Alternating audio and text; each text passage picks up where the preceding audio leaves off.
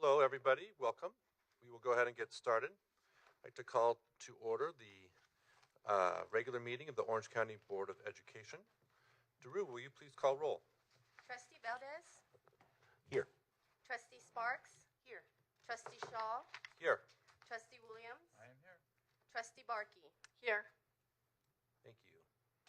So we'd like to amend the agenda to reflect that item number 1, the expulsion appeal hearing, will be an open hearing.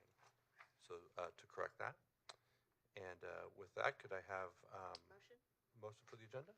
Moved Second. by Dr. Sparks, seconded by Trustee Barkey. All in favor? Aye. Aye. Any opposed? All right, agenda adopted. And let's see, minutes, the regular meeting of September 6, 2023. Is there a motion for approval? I make the motion. Second. Okay, moved by Dr. Williams, second by Trustee Barkey. All in favor? Aye. Any opposed? Okay, Nina, are there any comments regarding the expulsion hearing? There are none. Okay, very good. So we'll proceed to item number 1. Terrence, I think you're on.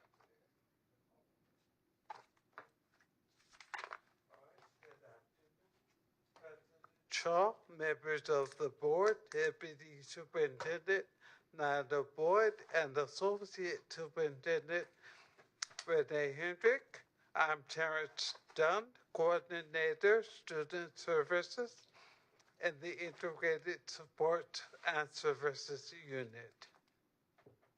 The purpose of this hearing is to review the expulsion of Samir Daniels from the Saddleback Valley Unified in accordance with the Education Code commencing with Section 48919. The date is October 4th, 2023. The time is 3:39 p.m. This hearing is open to the public. The expulsion appeal application, the transcript of the district's expulsion hearing, background of the case, and other relevant documents were sent to each of you, as well as to the parent and the school districts. The Orange County Board of Education, OCBE, has reviewed the packet of material that both parties submitted. The circumstances of the expulsion are as follows. Samir Daniels was a 7th grader in the 22-23 school year when the incident occurred.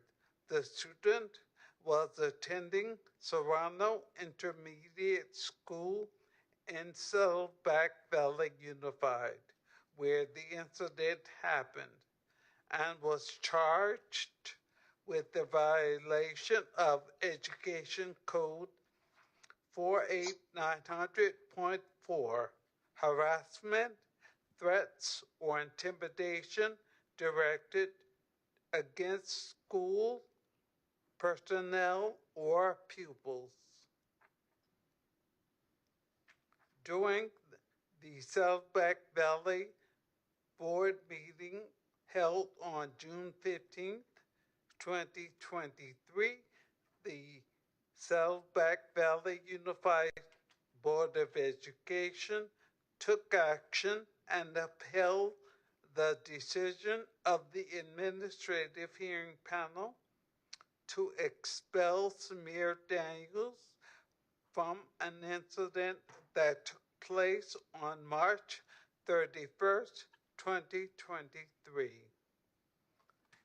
The District Board of Trustees voted to expel Samir Daniels from Saddleback Valley for the 23-24 school year. To all participants and presenters, During the hearing, I remind you that any students discussed are to be referred to as Student 1, Witness A, Student 2, etc., rather than by their names for their safety and security, as this is a confidential matter. At this time, I would like to introduce the participants of the hearing. Representing Samir Daniels, Dominique Daniels, parent. Thank you. Representing Saddleback Valley Unified, Justin Stanfield, Director, Student Services. Good afternoon. Al Lafia Mitarbala, partner. At Atkinson, Adelson, Loya, Root, and Roma. Good afternoon, everybody. Also in attendance are Jeffrey L., General Counsel, Orange County Department of Education, Gregory Rowland, Legal Counsel, Orange County Board of Education, Daru Sisavath, Executive Secretary, Orange County Board of Education, Mayu Ibatani, Manager, Student Services, Maggie Villegas, Senior Administrative Assistant, Student Services, and the Media Department, who will be facilitating the audio visual platform and recording today's hearing. Per California Education Code 48922, the review of the appeal by the Orange County Board of Education is limited to the following: whether the governing board acted without or in excess of its jurisdiction, whether there was a fair hearing before the governing board, whether there is prejudicial abuse of discretion in the hearing, whether there is relevant material which, in the exercise of reasonable diligence, could not have been produced, or which was improperly excluded at the hearing before the governing board. The Orange County Board of Education has reviewed the packet of documentation that the parent and the district submitted regarding the expulsion. Each party will be allotted up to 5 minutes to clarify their position for the board. Then each party will be allotted an additional 2 minutes for closing remarks. The time will be monitored by the light timer. Green light means you may begin speaking. Yellow light means you have 1 minute remaining. And red light means you should finish your sentence. Stop as your time is over. Once both parties have completed their closing statements, the board may then ask questions directly to either party.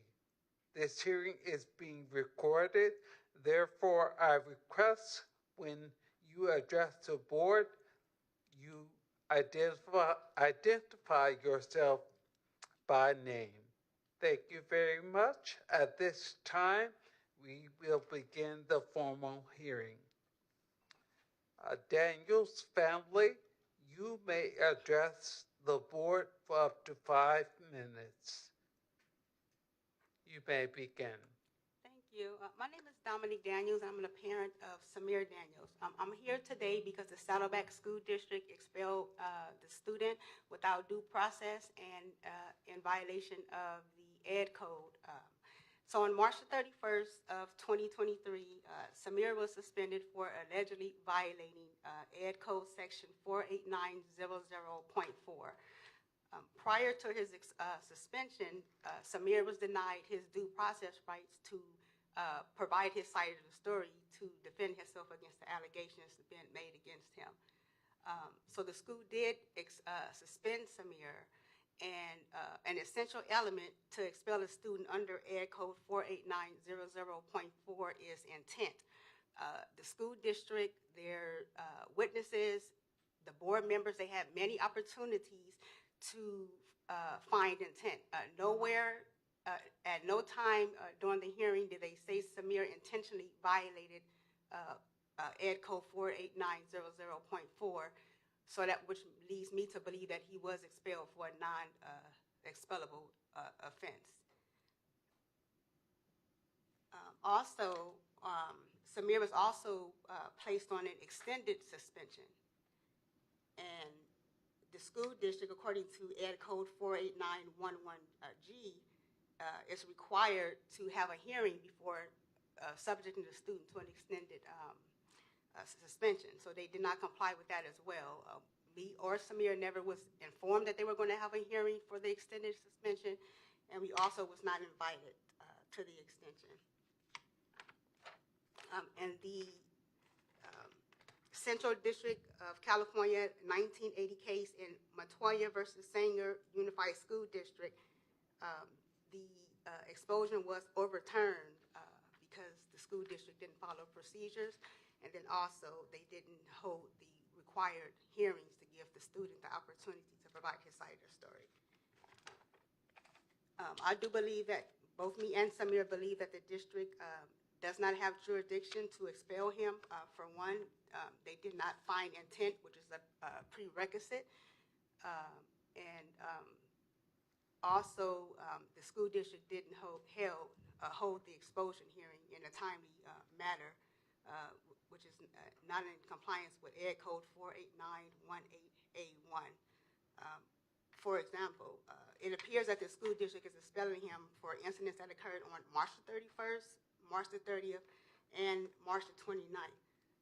So that means that his expulsion hearing was supposed to be conducted no later than April 30th, April 29th, or April 28th.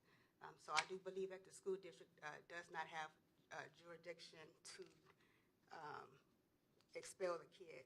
And then also in the California appellant case 1981 in Garcia versus Los Angeles County Board of Education, it is clear that the district ruling to expel Samir is invalid because they did not comply with the time requirements.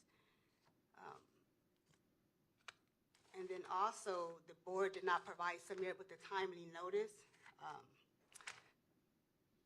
which is in violation of Ed Code 48918B. The hearing took place on June the 15th, which required the notice deadline June the 5th. I didn't receive the notice until, the school district didn't send me the notice until June the 26th of 2023. The notice did not inform Samir he had a right to an attorney. The notice did not inform Samir that he had a right to have a non-attorney represent him at the hearing. Samir was not, the student was not notified that he had a right to present evidence and cross-examine witnesses. This is a prejudice to Samir. He was severely prejudiced. The school district did not allow Samir to attend and participate at the June 15th hearing, and that also prejudiced the student from defending himself, cross-examine witnesses, presenting his own witnesses, and so he did suffer prejudice from that. The school district did call the sheriff's department on us while we was lawfully at the hearing and falsely accused us of trespassing when we received notice to be there. We did file complaints on that day with Mr. I forgot his last name, but Mr. Darvin.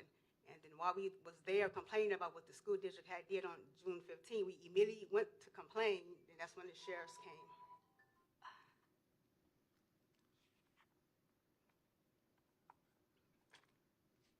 Go ahead and finish. Did you have just a little bit more to say, or Yeah, just a little bit, trying to, can't even see. 5 minutes goes fast? So. I know. Okay, and then also I did want to let you guys know that on August 3rd at the board meeting, before the board made a decision to expel Samir, during their closed session deliberations, me and Samir did request to be present because the superintendent was present, and then also about 4 other individuals were present. And then according to the ed code, let me get that for you. According to ed code 48918B, if the district have closed deliberations and allow the superintendent and other parties to be present, the student and the parent is also permitted to be there upon request. So we did make multiple requests, and our request was denied. Well, thank you very much. We will have questions for you as well. Okay. And we will give the district an extra minute if that's okay. Okay, thank you. We will now hear the presentation from Saddleback Valley. You may address the board for up to 5 minutes. Good afternoon. This is Justin Stanfield, Director of Student Services with the Saddleback Valley Unified School District. I think for the sake of organization, I'm just going to go through. I had obviously had the opportunity to review Ms. Daniels' appeal, and I'm going to go through kind of letter by letter. So the first, the governing board acted without or in excess of its jurisdiction. I truly believe that Saddleback Valley went above and beyond to accommodate the mother's request to delay the hearing after 30 days from the previously scheduled time. Let me give you a little rundown of the timeline of events. As Ms. Daniels indicated, the suspension and the recommendation for expulsion was on March the 31st, 2023, as noted on page 181. The suspension date was the Friday prior to spring break. So the student suspension days were set then for as a 5-day suspension from April 10th through the 14th, with a potential return date of April the 17th. On Monday, April the 17th, there was a pre-expulsion meeting held in the Office of Student Services with Coordinator Mikey Park to kind of go over some of the options that the family had given the recommendation of expulsion. I believe at that time, Mrs. Daniels indicated she would like she requested an in-person hearing for the expulsion. So in an email dated on April 18th, Ms. Daniels requested the expulsion hearing date of May the 17th. On May the 1st, about 2 weeks after that, Ms. Daniels sent an email to our office secretary, Tawny Bloom, requesting to reschedule the May 17th meeting and a 30-day extension. A few days after that, Ms. Bloom did reply to Ms. Daniels that we would hold the expulsion hearing on June the 9th, 2023 at 9 a.m.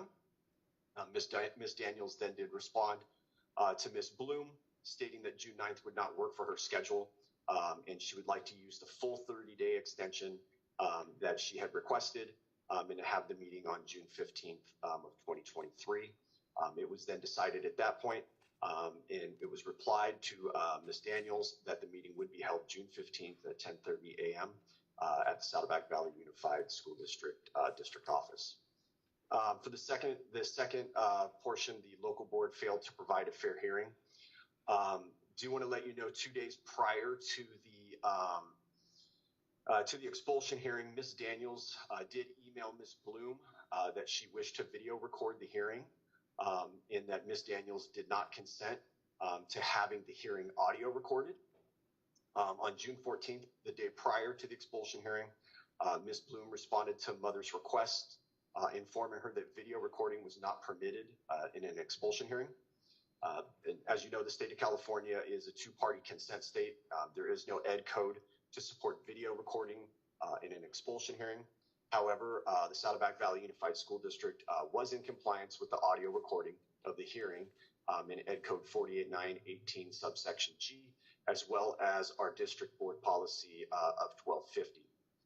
Ms. Daniels was told she would not be allowed to audio record as she wished. So throughout the initial phase of the hearing, Ms. Daniels was asked 6 times to stop recording the hearing, and that members of the panel did not consent to a video recording of the expulsion hearing. Ms. Daniels was then told that if she continued to video record, the hearing would be stopped and reconvened in another room without her present, which ultimately happened. And then lastly, Section C, there was a prejudicial abuse of discretion in the hearing. So citing some of the ed code that Ms. Daniels put into her appeal, starting with 48-911 A and B, Ms. Daniels and the student were both afforded the opportunity to have a suspension meeting. However, Ms. Daniels throughout the year would not attend such meetings with site administration.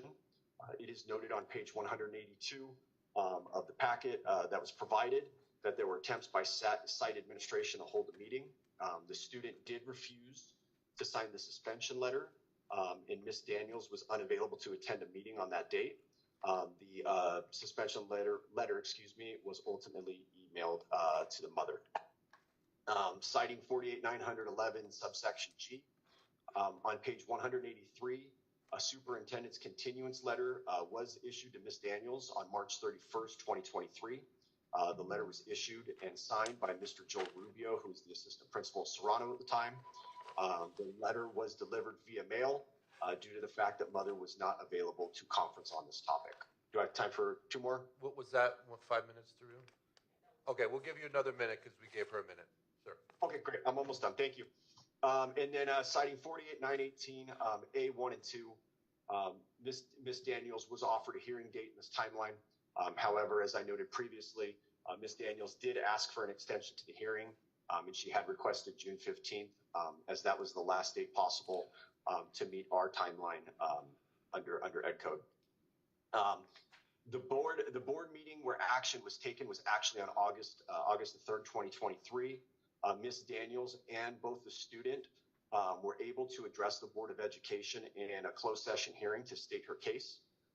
The Board of Education then did reconvene in closed session to deliberate and determine if the expulsion was to be carried out, and they ultimately voted to uphold the expulsion. And that concludes my time. Thank you. Thank you, Ms. Daniels. You may have an additional 2 minutes to make a closing statement.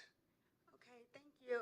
According to Ed Code 4891883, the district was required to put on the record any cause for delay of the hearing being done in a timely manner. Looking at the transcripts, the district did not comply with that, and there's federal case law that overturned exposures because of that reason.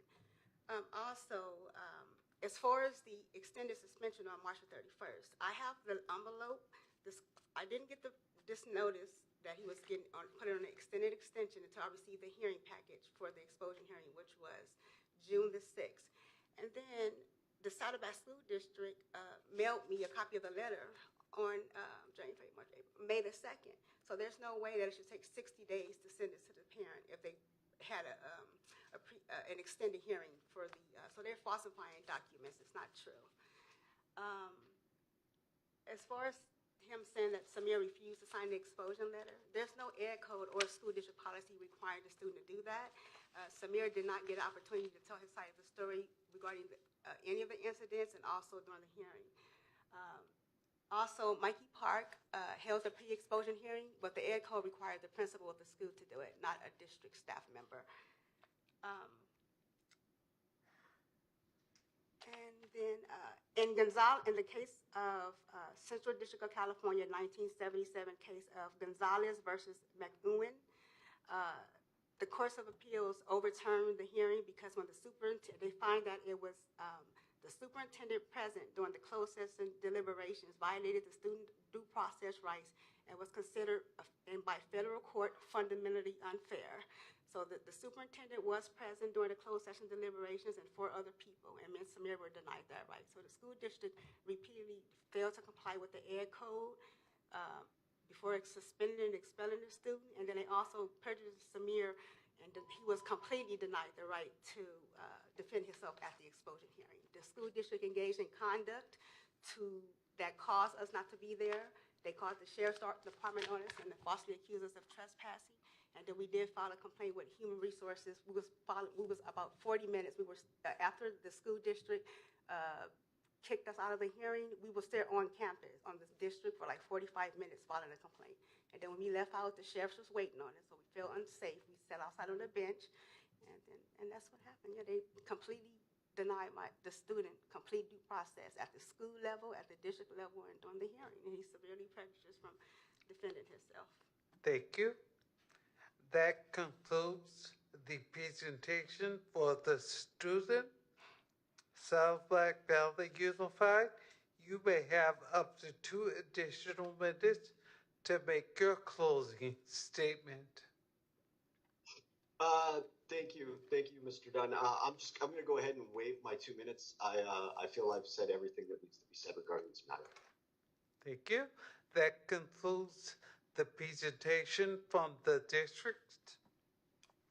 The Board of Education will now ask questions of both parties. Afterward, the board may deliberate in closed session and make a decision. The board will then announce its decision and the hearing will be concluded. Pursuant to California Education Code 48923, the county board's decision shall be one of the following. A, where the county board finds that relevant and material evidence exists, which in the exercise of reasonable diligence could not have been produced or which was improperly excluded at the hearing before the governing board, the county board will remand the matter to the local governing board for reconsideration or grant a hearing de novo. B, where the county board determines that the governing board's decision is not supported by the findings required to be made by Education Code 48915, but evidence supporting such findings exists in the record of the proceedings, the county board shall remand the matter to the local governing board for adoption and inclusion of the required findings.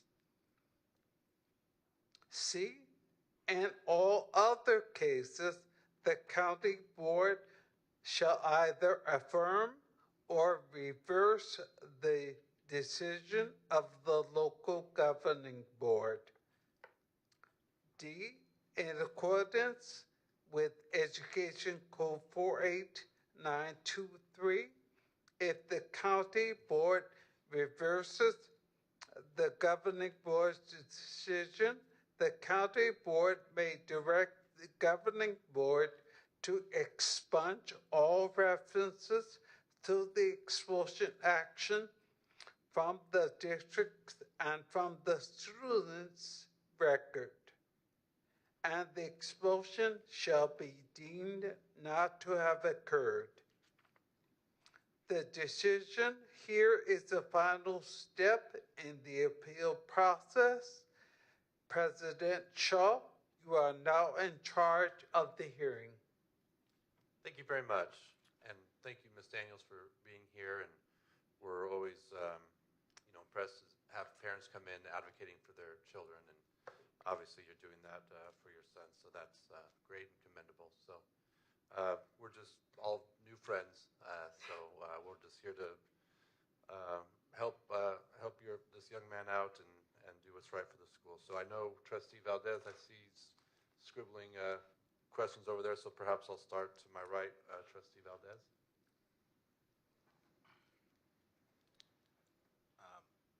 Ms. Daniels, I have a lot to ask you. You've raised quite a few legal issues. I happen to be an attorney, and have sat as a judge in the workers' compensation courts in the state of California. So when a litigant says their due process rights were violated, that's a significant allegation. So I'm gonna make the initial comment that I don't think you're an attorney, and the allegations you are making, references to federal court cases, are really not outlined in the material. So I'm hearing all of this for the first time. Your position statement essentially is woefully deficient to make the arguments that you have tried to make here today, but I'm going to try and piece through them as best I can. You said earlier that that the student was expelled for a non-expellable offense. Please expand on that statement. Yes, the school district expelled the student because they found that he violated Ed Code 48900.4. According to that Ed Code, it allows the school district to expel the kid upon them finding that he intentionally, that's the key word that's there, intentionally engaged in that conduct. And the school district did not say he intentionally did it because they know he didn't. And they know if he did do it, it's due to his perceived disability that the school district even admit they believe he have. But the student... So let's go through the conduct. Okay. Right? There's multiple references to it. If someone can refer me to the... I'm on 17.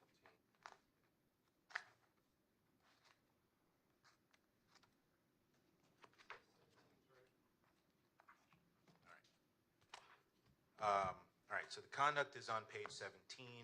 Samir took a student's Easter egg, verbal altercation, the principal intervened, slang by the student. Okay, if these are the allegations of conduct, how does that fail to show intent if these are witness statements?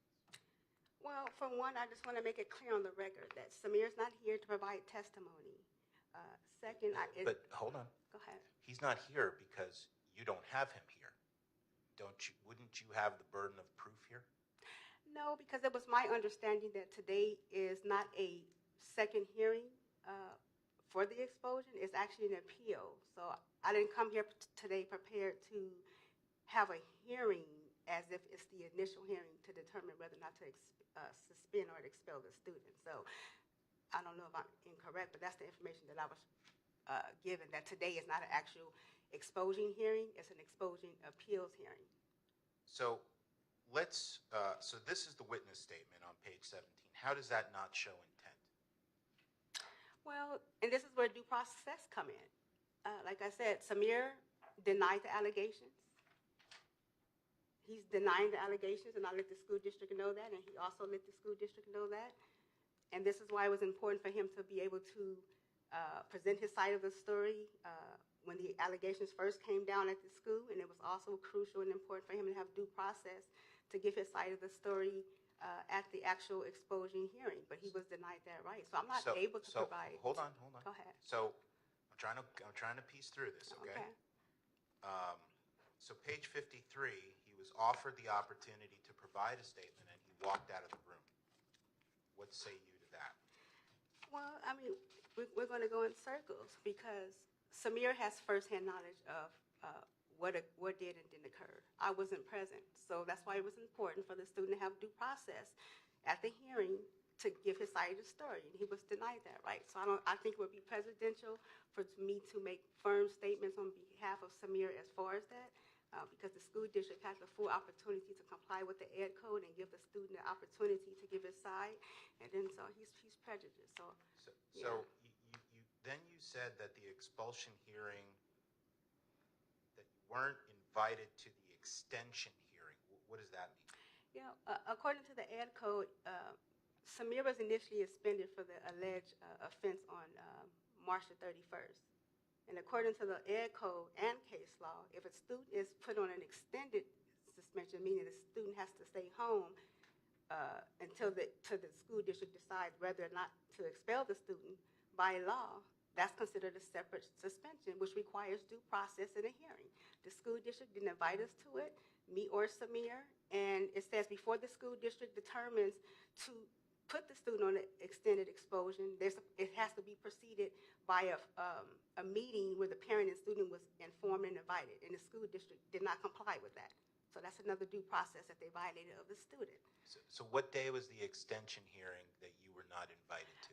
Well, the school district, according to their document that I believe they falsified, it says that they determined on March the 31st. So the same day that the school suspended him, they made the decision the exact same day, in this same day, to put him on an extended suspension. And they were required to have a hearing before doing so, and they did not. All right. And then is the no timely notice argument that you made, is that the fact that you got a letter on June 6th for a hearing on June 15th? Is that what you meant by that? No. As far as the extended suspension, that's dealing with the school, the principal. The Ed Code requires the principal to hold a meeting with the student and the parent before putting the student on extended suspension. They put them on an extended suspension without giving the student a right to be invited and to defend himself. Now, as far as the untimely notice, that's regarding the actual hearing that the school district conducted on June the 15th. That was an untimely notice. Not only was the notice untimely, it didn't give him proper information as far as the right to an attorney, the right to present evidence, the right to cross-examine witnesses. Okay, so let's go to the actual hearing transcript, which I read. Okay. Samir did not testify at that hearing at all, correct? He was not allowed to.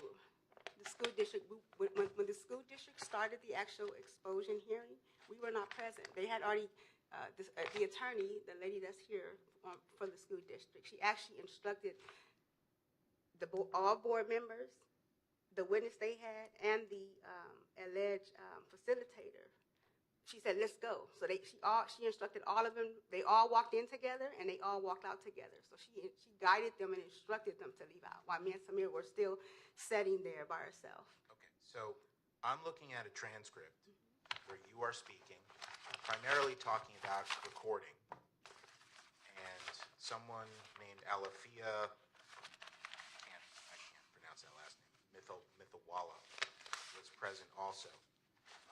Was Samir present that day? Yes, sir. Okay, so why did you not ask him to defend himself on that day? Okay, I think you're confused. Okay, so when you're looking at the transcripts, when you see the communication, the meeting, the exposure hearing had not started yet. The exposure hearing first started once after the school district attorney instructed everyone to leave out the hearing, and then according to the transcripts on page 6, she went and consulted with the board members. After she consulted with the board members, that's when the sheriff's department showed up, and then she went back into a whole separate room, and they had the meeting. When they started that meeting, me and Samir wasn't there. So in the beginning, the meeting had not started. We were just discussing the disputes as far as the recording. So no, when the actual exposure hearing started, Okay. we So what weren't you're present. saying is you never were offered the opportunity to participate in any hearing on the substantive arguments at all. That's correct. All right. So hold on. Folks from the school district. The student's mother is here saying that she was never offered an opportunity to even appear at the expulsion hearing. I don't see any testimony here other than talking about recording devices. I mean, I read through this. What is your position on that statement? I mean, I think it's pretty clear in the transcript that, you know, the beginning of the transcript itself starts with Ms. Daniels expressing her desire to video record, and then there's some back and forth between the panel chairperson as well as our legal representation there that we are not consenting as a school district to be video recorded. If you see on page 1 I believe 197, Alethea, our attorney, basically tells Ms. Daniels, at this point you have two choices. You can stop video recording the expulsion hearing, or we will proceed with the expulsion hearing without you. And Alethea does give Ms. Daniels multiple verbal prompts to stop videotaping, number one, and then number two, also multiple opportunities to allow her to stay and participate in the expulsion hearing. However, Ms. Daniels continued to video record. So at that point, Alethea did tell Ms. Daniels and Samir to stay in the room where the expulsion hearing was being done, and to have the panel members, as well as the school presenter and the chairperson, leave the room that the expulsion hearing was taking place in. Okay. Now I understand what happened. If I can just expand on that for a moment. So the reason that I asked the panel members and everybody to step out of the room is because Mrs. Daniels would not stop video recording with her cell phone or her iPad device. I then went out not to speak to the panel members. In fact, I asked them to go to a completely separate location so that I could consult with my client as to whether or not we could obtain or could not obtain consent to being video recorded, given Mrs. Daniels' adamance that she was going to video record if she was going to participate in the expulsion hearing. After that was decided that, in fact, we were not in agreement to being video recorded, as we had previously informed Mrs. Daniels in writing and repeatedly at the start of the expulsion hearing. I then went back to the expulsion hearing room expecting Mrs. Daniels and Samir to be there because I'd asked them, it's in the transcript, to stay and wait. Instead of staying and waiting, they proceeded to go around the district board offices and were just walking around. And that's the point where staff were concerned and the sheriff's department was called because Mrs. Daniels was quite agitated at that point. She did not return to the expulsion hearing, nor did Samir. Okay, I think I understand what happened, and I don't have any more questions. Thank you. May I respond to that just briefly, because it's very important? Go ahead. Okay, I just want to make it clear on the record that according to Ed Code 48911G, it does allow the hearing to be video recorded. And for two, the district didn't present any evidence that I was actually recording. I requested to record. I did not record the hearing. I just want to make that clear. And then also, me and Samir was not walking around the campus. We actually, What's the Ed Code section you just referred to? 48911G. And it does allow video recording. And so I clearly told the district for future reference and so that the record will be all the way clear, and because it's part of the student record, that's why we were requesting for it to be video recorded. But we did not video record. We only request that it be recorded. And then also, me and Samir was not walking around the campus. Like I clearly explained, we immediately went to Human Resources on the district and we filed a formal complaint that they denied him his due process rights and kicked us out of the hearing. So I do want to make that clear. Thank you. Dr. Sparks? Yes, thank you. I noticed a couple of different addresses in the correspondence. On August 4th, there was correspondence sent to your Lake Forest address. What exhibit is that? On August 4th, there was a letter sent to you to your Lake Forest address. And then on September 12th, I see an address in Los Angeles. So where do you live? I don't know what document you're referring to, so I could give you a response. Where do you live August 4th, and where do you live September 12th? Well, I have a mailing address. The law allows us to have mailing, and because there's mailing issues, we do just use asking where you live. Yeah, in Lake Forest. In Lake Forest? Yes. And then I noticed, now I have a couple of questions for our attorney, actually. When the parent is referring to Ed Code and intent to carry out a certain behavior, is that correct interpretation? Can you shed light on that? I can. If you want me to do an open session, I can do it in open session. If you want me to do a closed session, I can do it in closed session. Closed session, okay. And then I was also wondering of the parent, I see in the materials related to the hearing transcript reference to Orangewood Does the student live with you, or is the student living in Orangewood? Oh, Can you no, my clarify? child is with me. I never lost any parental rights to my kid. My kid is with me. Okay. And how is he doing? He's doing great, other than stressing out over this exposure on his record, so it is affecting him mentally. This unlawful exposure without due process. Let me correct that. Okay, so I'll All right. stop my questions for now. Thank you. Dr. Williams? Trustee Barkey? Questions? Thank you.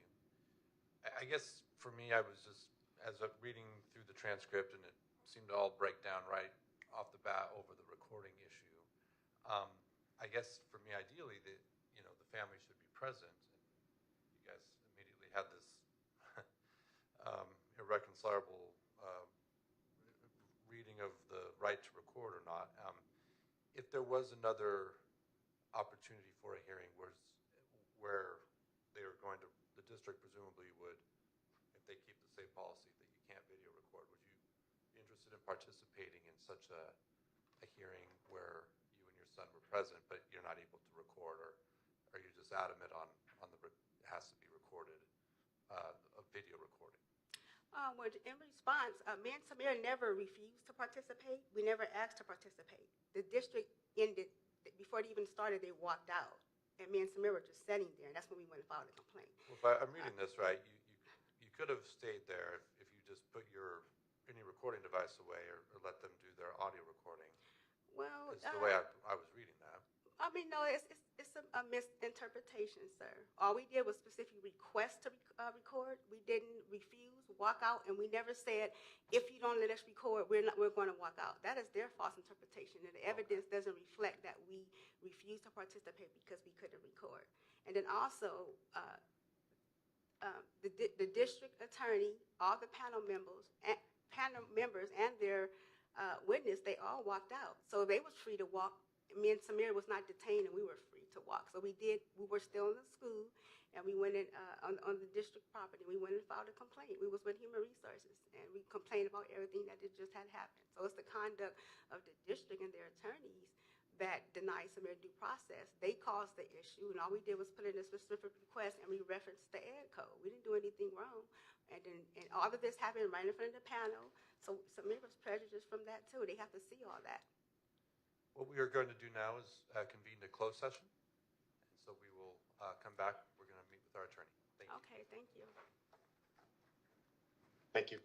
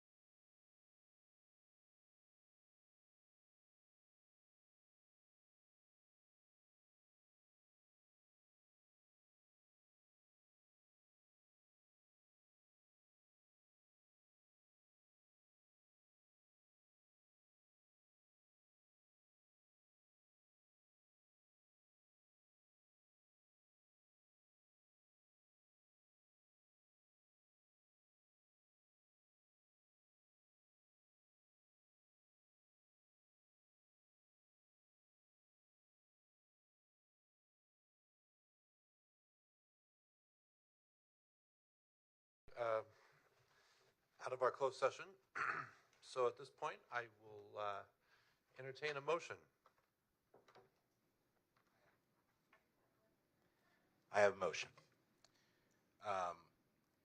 President Sparks and members of the board, whereas the disagreement over the recording method of the hearing inadvertently caused material or relevant evidence, namely any presentation by the student, to be excluded from the hearing, I move this board to remand the matter to the Saddleback Valley Unified School District Governing Board for reconsideration. We recommend another expulsion hearing to cure any potential procedural defects, namely sole reliance on hearsay evidence at the hearing. Further, that the only legal requirement is a reasonably authentic recording and that a video recording is not necessary. Very good. Is there a second? I'll second. Seconded by Dr. Williams. Any discussion? Seeing no discussion? Okay. All in favor of that motion, say aye. Aye. Any opposed? Okay, so unanimous. Okay. The decision of the OCBE is to remand the matter to the local governing board. Thank you very much. This concludes the hearing. Thank you, Ms. Sands. Thank you. We're done, but go ahead. I don't know how to do it. Mr. Dunn, help me. Okay, it's on. Okay, no, I just want to make sure that I put on the record that I don't believe that Samir, that the student can have a fair and impartial hearing, even if it is remanded back to the district.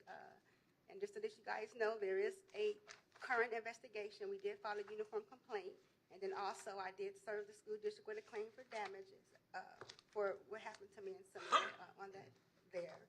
And there's no way. The board has already made their decision, and they're upset with us. It's clear. So I'm just letting you guys know. And then I also don't think it's fair that the school district, I don't believe that having it remanded to give a school district a chance to correct their misconduct and their wrongdoings, and it's not in the best interest of the student.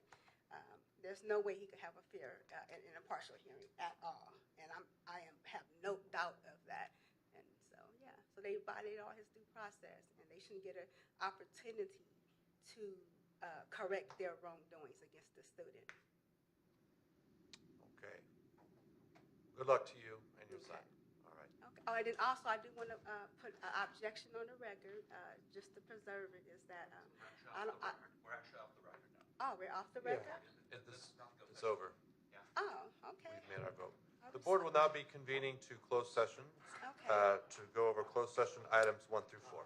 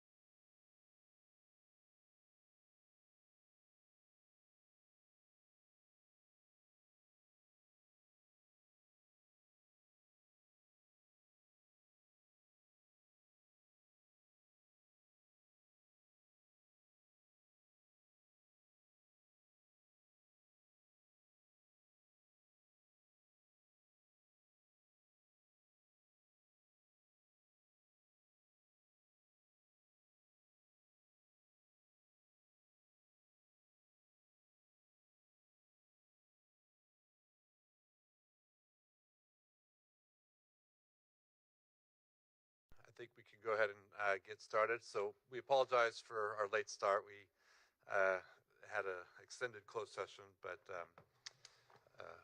for the record, we're coming back into open session now at 5:15.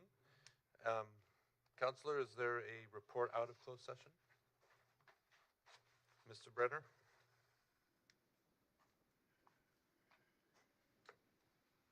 Good evening, members of the board. Good to be with you. This is the report out for closed sessions 1 through 4 for tonight's meeting. At the closed session for 1 through 4, no action was taken by the board after a discussion with council. With respect to closed session items 1 through 3, the only other action taken at all was to approve Epstein Becker Green's invoice numbers 1134094, 1134095, and 1134096. The vote for approval was 5-0 unanimously. And that's the report out for the closed sessions tonight. Thank you. Thank you. So we will begin with an invocation. I asked Kevin Pratt if you would kindly offer an invocation to get us started. Sure. Let us pray. Heavenly Father, we humbly bow our heads and thank Thee as we join together now to consider the affairs of education in this county. We're grateful to live in such a beautiful place, a place that cherishes liberty and enjoys the freedoms that this country has provided. We're really grateful for these public servants, for their leadership and for their willingness to sacrifice, and their families' willingness to sacrifice to do what's good for the children and for the parents of this community. We pray that Thy Spirit will be with them as they consider the matters at hand.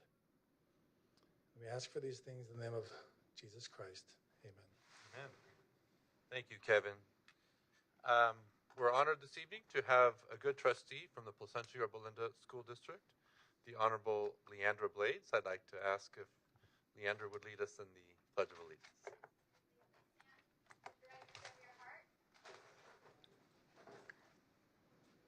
Ready, begin. I pledge allegiance to the flag of the United States of America and to the republic for which it stands, one nation, under God, indivisible, with liberty and justice for all.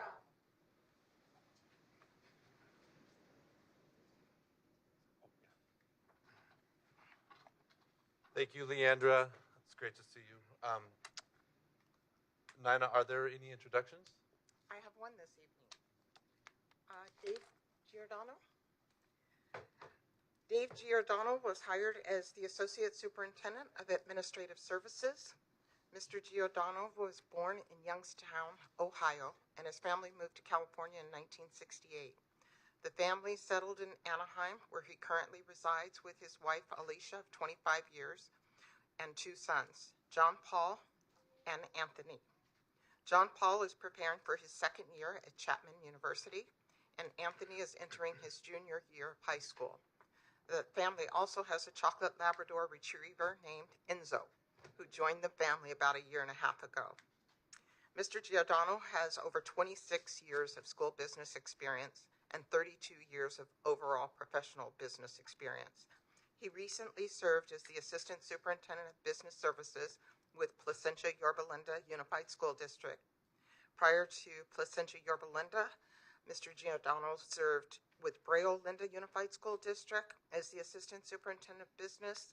Prior to that, he was at Centralia School District as the Assistant Superintendent of Business and Administrative Services, and he also served at Anaheim City School District as the Director of Fiscal Services.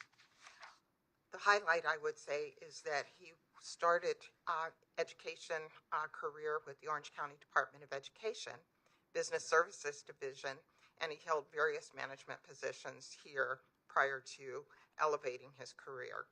And although it sounds like he moved around a lot, I will say that all of those were promotional opportunities to larger districts, larger budgets. Mr. Giordano also completed his bachelor's degree in business administration with a concentration in accounting from California State Polytechnic University, Pomona. He also has a master's in business administration with a concentration in management and leadership from the University of La Verne. When asked why he decided to work for the Orange County Department of Education, again, he said that it was because of the reputation that is held by this office, providing school districts, community colleges, and families. He's committed to carrying that legacy forward in collaboration with the department staff of dedicated professionals who he knows strives every day to provide the highest quality education to all Orange County students. It's also an opportunity for professional growth for him, and at the same time, a chance to continue servicing districts throughout Orange County, including programs that serve our most vulnerable student populations. His hobbies and interests outside of work: he enjoys spending time with family and friends. When time permits, he also likes to exercise, read, and fish. I asked him the one word that describes him best. He said loyal, and his goals are to continue to make a positive impact both personally and professional each and every day. We're so glad that you've decided to join our team again. Thank you. Terrific. Welcome.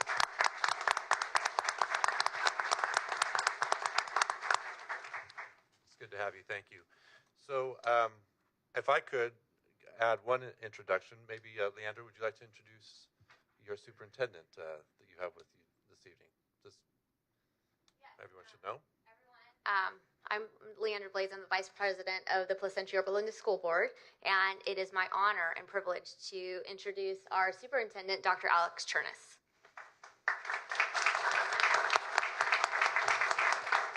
Dr. Chernis, welcome. Okay, so we'll proceed to public comments. How are we looking, Dr. Sparks? Okay, yes, we have one general comment and then a few under item number 8 and a few under item number 5. Yes, 5. Okay. So we'll have our general comment, Nancy Watkins.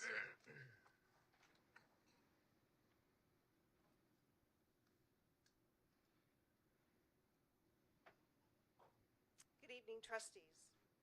There are several themes in this month's agenda: excessive legal fees, the erosion of democratic processes, and a lack of transparency. Legal fees. The Orange County Board has spent over $46,000 on legal fees this month. At a time when fiscal responsibility is paramount, it's disheartening to see the accumulated amount of $10 million over the last 5 years being allocated to unnecessary legal matters that have yet to be resolved, especially considering the numerous challenges our educational system faces. The second theme is a power grab. Item 7 represents a board attempt at a power grab by starting the process to vacate an elected official and appoint a replacement without adhering to federal and state laws about leaves of absence.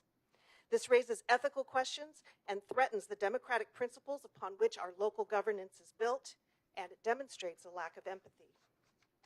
The Orange County Board of Education's desire to assume the duties from the Orange County Committee on School District Organization, enabling this board to create its own districts and assume additional powers, is also deeply troubling.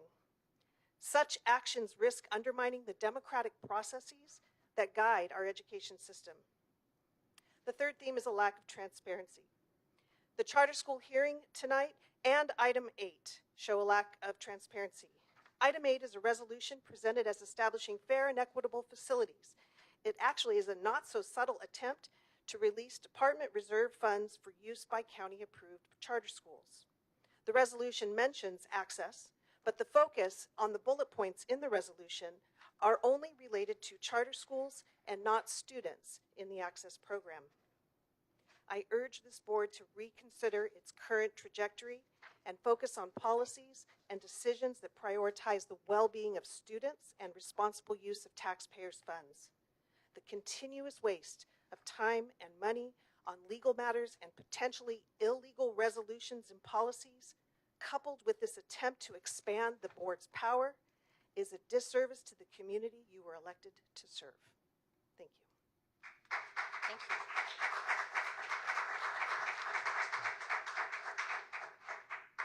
We will proceed to the consent calendar, items 2 through 3 on consent. Do I have a motion? So moved. Second. Okay, moved by trustee Barkey, seconded by trustee Williams. All in favor? Aye. Anyone opposed? Passes unanimously. So we'll proceed to item number 4. Nina, are there any charter submissions? Very good. So item number 5, Araceli Chastain, would you please come to the podium? We have the California Republic Leadership Academy, Yorba Linda, on deck. We do. Good evening, President Shaw and trustees. Today, the board will hold a hearing to consider public input regarding the charter petition appeal submitted by California Republic Leadership Academy, Yorba Linda, on August 28th, after denial by the Placentia Yorba Linda Unified School District Governing Board. The charter school proposes to operate a classroom-based program serving students in TK through 8th grade for an initial 5-year charter term from 2024 through 2029. Before public comments, representatives from California Republic Leadership Academy, Yorba Linda, and Placentia Yorba Linda Unified School District are each allotted 15 minutes to address the board. I now call the California Republic Leadership Academy, Yorba Linda representatives to the podium.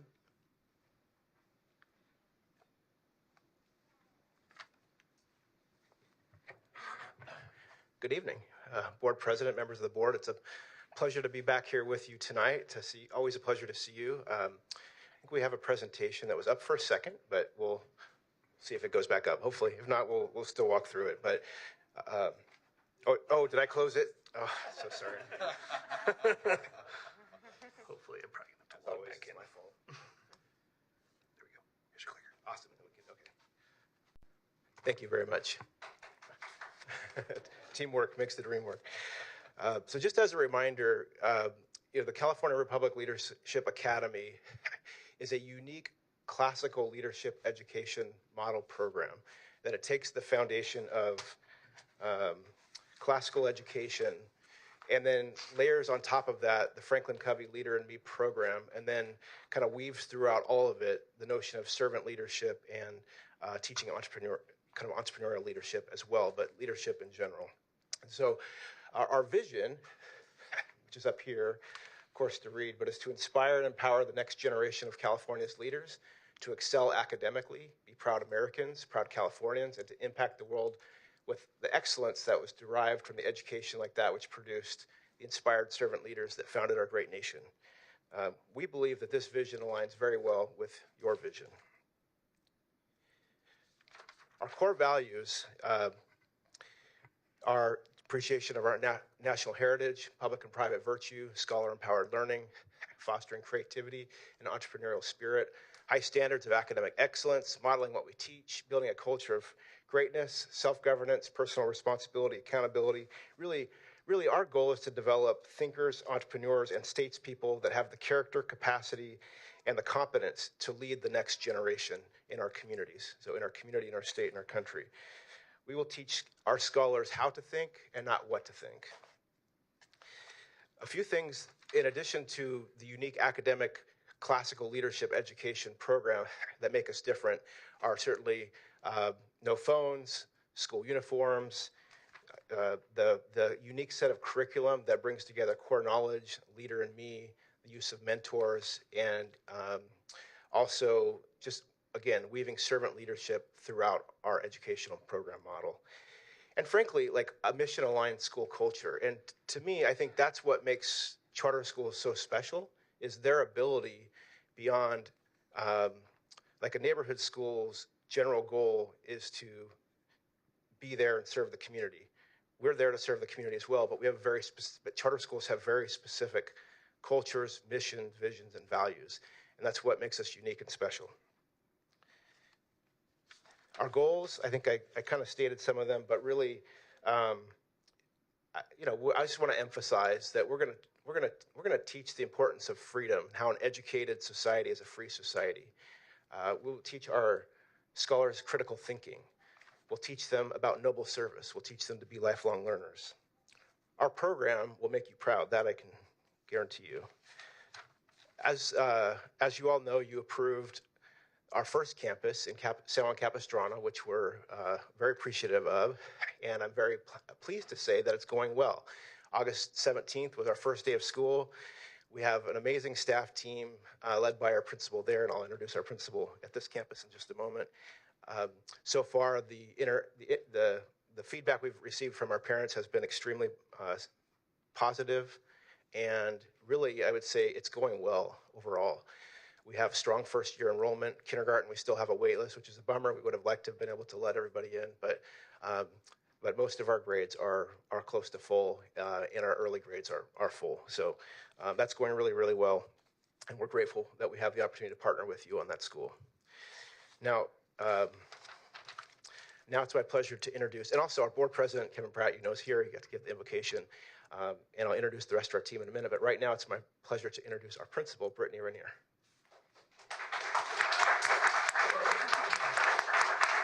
All right, so after explaining our mission statement and goals to the community, we had a great response. We obtained almost 200 families, which totals up to just under the planned enrollment for the first year. Many of these signatures come from families who are currently homeschooled or private schools, so this will bring many more families back into the public school system.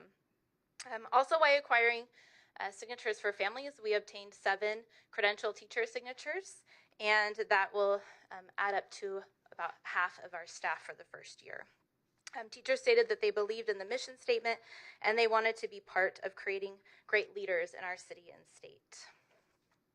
So as we gathered signatures, we asked some of the parents to tell us their thoughts and statements. And I think these statements speak for themselves. I'm excited about having a school options for our children that offer high education standards with a focus in leadership, morals, and values to produce healthy life skills. Under this model, both of my children have grown to show empathy for others, learn the value of community, and becoming lifelong learners. I'm thrilled to have a school that will support these teachings. We can't wait for a school that's invested in a strong future for a generation that will live morally, have passion for learning, and lead our country with victory and compassion for others.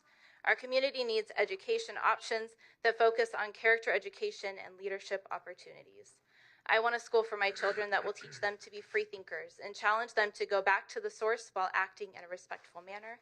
And we want CRLA so that our children can go back to public schools.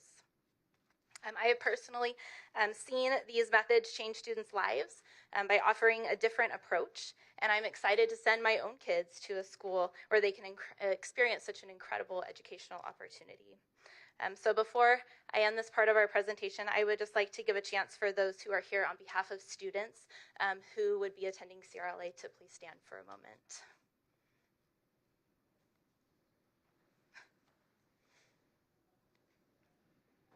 Thank you.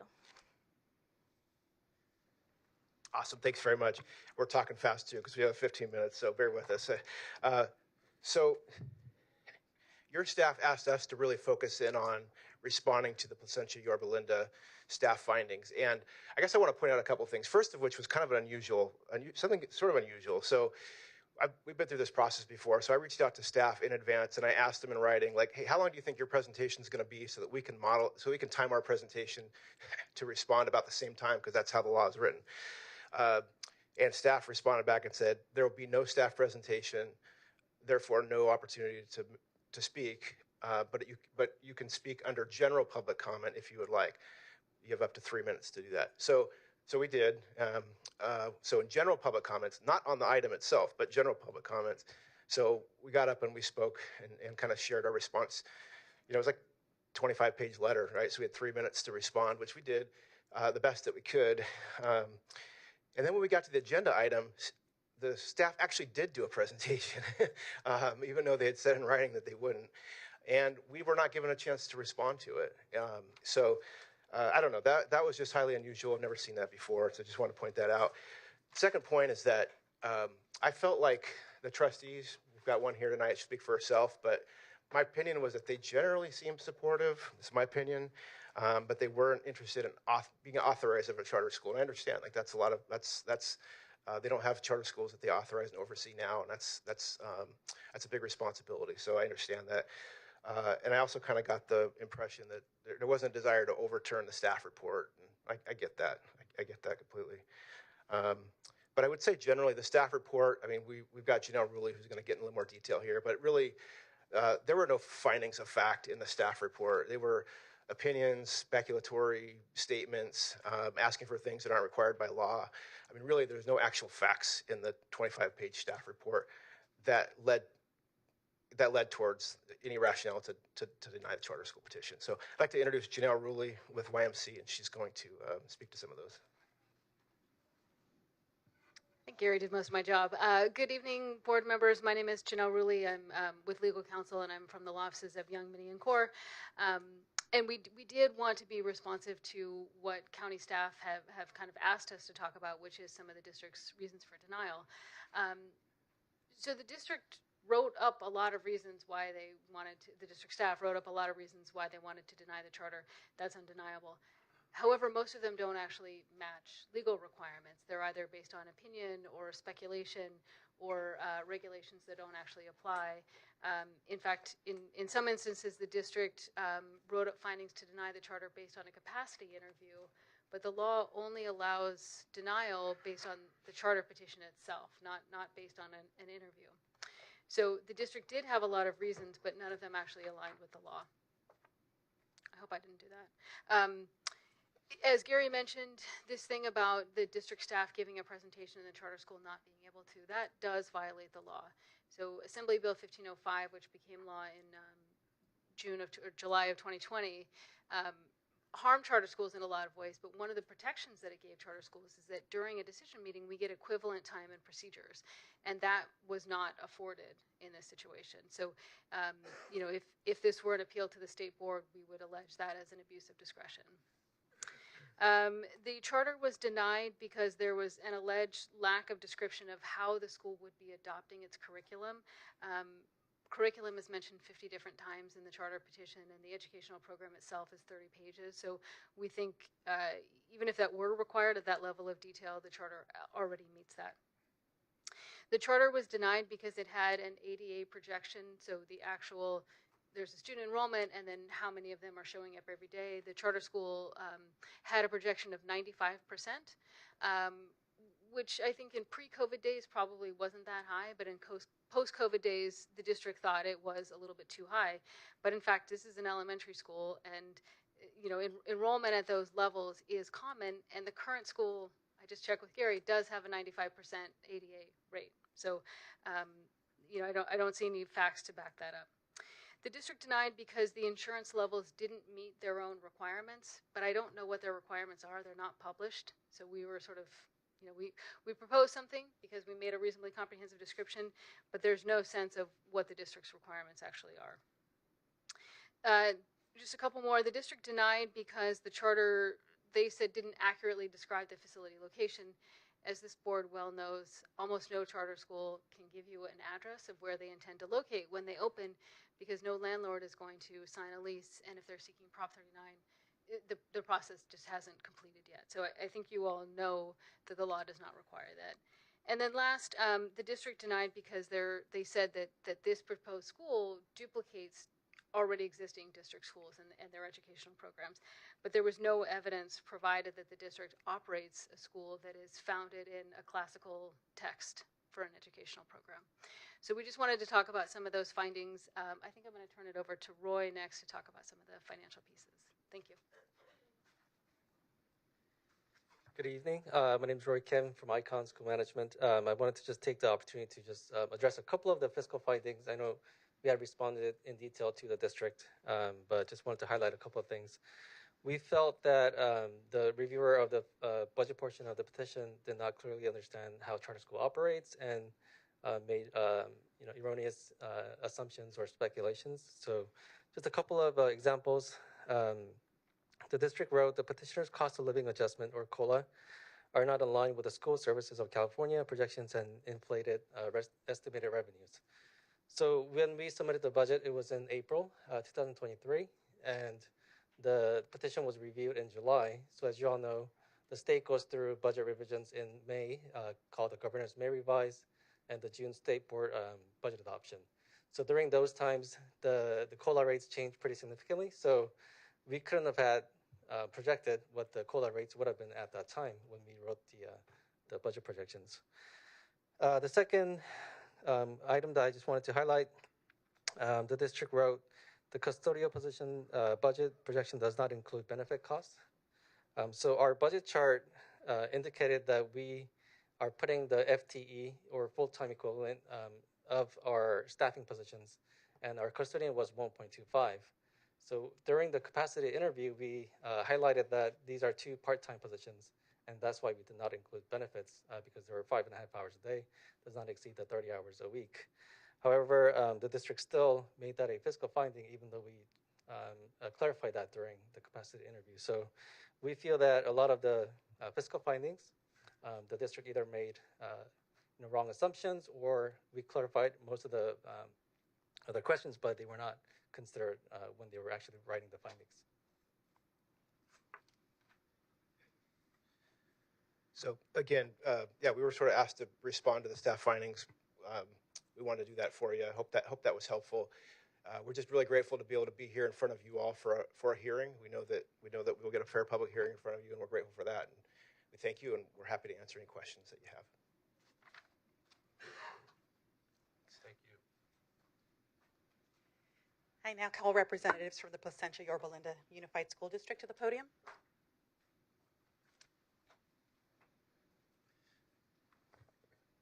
All right, good evening, Board of Education. I'm Dr. Alex Chernus, superintendent, new to the district, but not new to the field of education, and not new to Orange County. So I was raised in Orange County in Seal Beach, went through Los Al grad.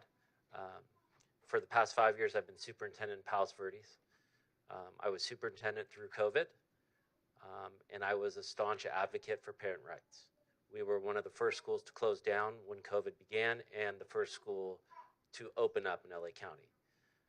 We advocated to the state of California through our advocacy and the consortium we put together. We got kids back in schools. We made the county and the state change their policies to get our kids back in schools. So I know a little bit about standing up for what's right and standing up for kids. And I commend this board for doing the same. I know you're dealing with a lot of issues here about local control. I believe in local control. I'm bringing to Placentia Yorba Linda a lot of values that this community holds dear about local control. I understand this board is disputing their authority on the county committee. I was the only superintendent not to sign that letter because I believe you have that authority to pursue that as you choose. And I asked the board to give us the ability to run our schools how we think is best for our kids. We're opening a charter school. We have a charter petition coming next week to our school board. We're converting one of our schools to a charter school. It'll be the Orange County School of Computer Science. It'll have foundational mathematics. It will not have Common Core math. We're going for we're going to be using a whole foundational approach. One of the problems with Common Core math is it's very much language based, and so many of our kids are falling behind because mathematics, they don't have the foundation. And so a lot of the things you'll hear about charter schools where this foundational classical education, we're going to put it into real-time effective implementation in our charter school. And so for community members in Placentia Yorba Linda that want to go to a charter school, we're going to have that. And I love charter schools because I love innovation. And I love the ability for educators to be able to develop new, exciting programs. This is not it. This is not it. There's nothing in this petition that stands out that's special or different. It's nothing like the charter schools we're going to put together. And you know, I just want to say a few things that you need to know. Just last week, I was inundated with people coming to me and saying, there's a charter school coming to Placentia Yorba Linda. And I said, what do you mean? Thinking it was the charter school that we are developing. But this organization on their Instagram page have these ads going saying, coming to Yorba Linda in 24-25, the California Republic Leadership Academy, Capistrano Valley, is a tuition-free school in the classical liberal arts. So to usurp your authority to put advertisement out in our community that it's already a done deal, that this charter's approved already, is completely disingenuous. And it disrespects the entire process. And to the point on public comment, on presentation, they did present, and they spoke for over 9 minutes, and we spoke for 2.5. So, we could dispute the details, but I will tell you this. We're doing exciting things in Placentia Yorba Linda. We respect this board. Allow us in our community to open our charter school and invite our community members into our charter. And if there are areas in this county that don't have charter schools and don't have the innovation or the opportunities for kids, let's open charter schools there. Well, for once, I don't know what to say anymore after that. I think you hit all the topics. But my name's Leandra Blades. I'm the vice president of the Placentia Yorba Linda School Board, and I'm speaking tonight from my perspective on this whole thing. I'm a big supporter of school choice. I'm sure everyone is aware of that. In my 3 years as a school board trustee in Placentia Yorba Linda, I become very aware that when elected to this position, I'm elected to represent all students, families, teachers, staff in our school district. My primary concern that I would like to bring forward tonight, that in light of a flawed system presented by CRLA, there is a lack of clarity in the process of identifying a location for CRLA. This causes me concern as a trustee of Placentia Yorba Linda because as a believer in school choice, I fear that the approval by the ORC Board of Education will undermine our ability to provide parents with a localized option that features high levels of innovation, immediate access to skills that will prepare learners to be leaders in 2030 and beyond. I would also ask the OCB to consider denying placement of CRLA in Placentia and Yorba Linda because we are offering a better option for our families, and we do not want to dilute or take away that from our students and families. As Dr. Chernish just mentioned, that is the Orange County School of Computer Science. Especially given that there has been no established location within our boundaries put forth in the CRLA charter, and in addition, my concerns relating to the location, my deeper concern is meeting the needs of learning for our students. CRLA educational program emphasizes their emphasis and vision, but presents gaps in how they will provide rigorous and enriching learning experiences. The PYL-USD School District is affiliated conversion charter is not only a viable learning model, but its petition explicitly outlined goals and resources that will target achievement gaps and provide rigorous learning opportunities for all students in order to prepare them with essential skills for the future and beyond. As our superintendent just elaborated on, another concern in our community, and for the past week, people have been approaching me. The CRLA is running ads on Instagram and on their official website, boasting that they will be coming to Yorba Linda in the 24 to 25 year, stating their location will be announced pending approval by the OC Board of Education. I find this has created mistrust and confusion among our stakeholders, denying them full transparency and the opportunity to engage in this process. On behalf of my constituents, I'm voicing concern that they believe the CRLA has been dishonest in this process. I'm asking you that you follow the charter petition process, which should outline a clear location, and it is my hope in doing so, our integrity will not be called into question with this decision-making process. Our stakeholders are seeing the lack of the CRLA's placement of a location along with other transparency in other areas. They think that this is a backdoor deal done by politicians. I'm just going to be honest here, completely honest. And so that brings up our integrity as our district and your integrity as a board. And I want to look out for everyone here, but not only that, I want to do what's right for students. And I know that the CRLA is not right for the students in Placentia and Yorba Linda, but our staff, our innovative staff, and our team can provide what's best for our students and our community. And so in closing, the Orange County School of Computer Science that we are bringing forward in a petition next week, or I should say staff is bringing forward, it strikes the balance of building foundational knowledge while accelerating learning skills and acquisition for all learners. And I thank you for your time, and I stand firmly behind this. Our staff has been on fire for this. We have become a student-centered district within these last 3 or 4 months, focusing on them, focusing on their needs, preparing them for the future. And I believe in this program, and I believe in our superintendent, I believe in our staff, And I especially believe in the people who have been doing the model of our charter. And so I am here to say that please deny the CRLA charter and please allow us to retain our local control and to do what's best for our community. Thank you.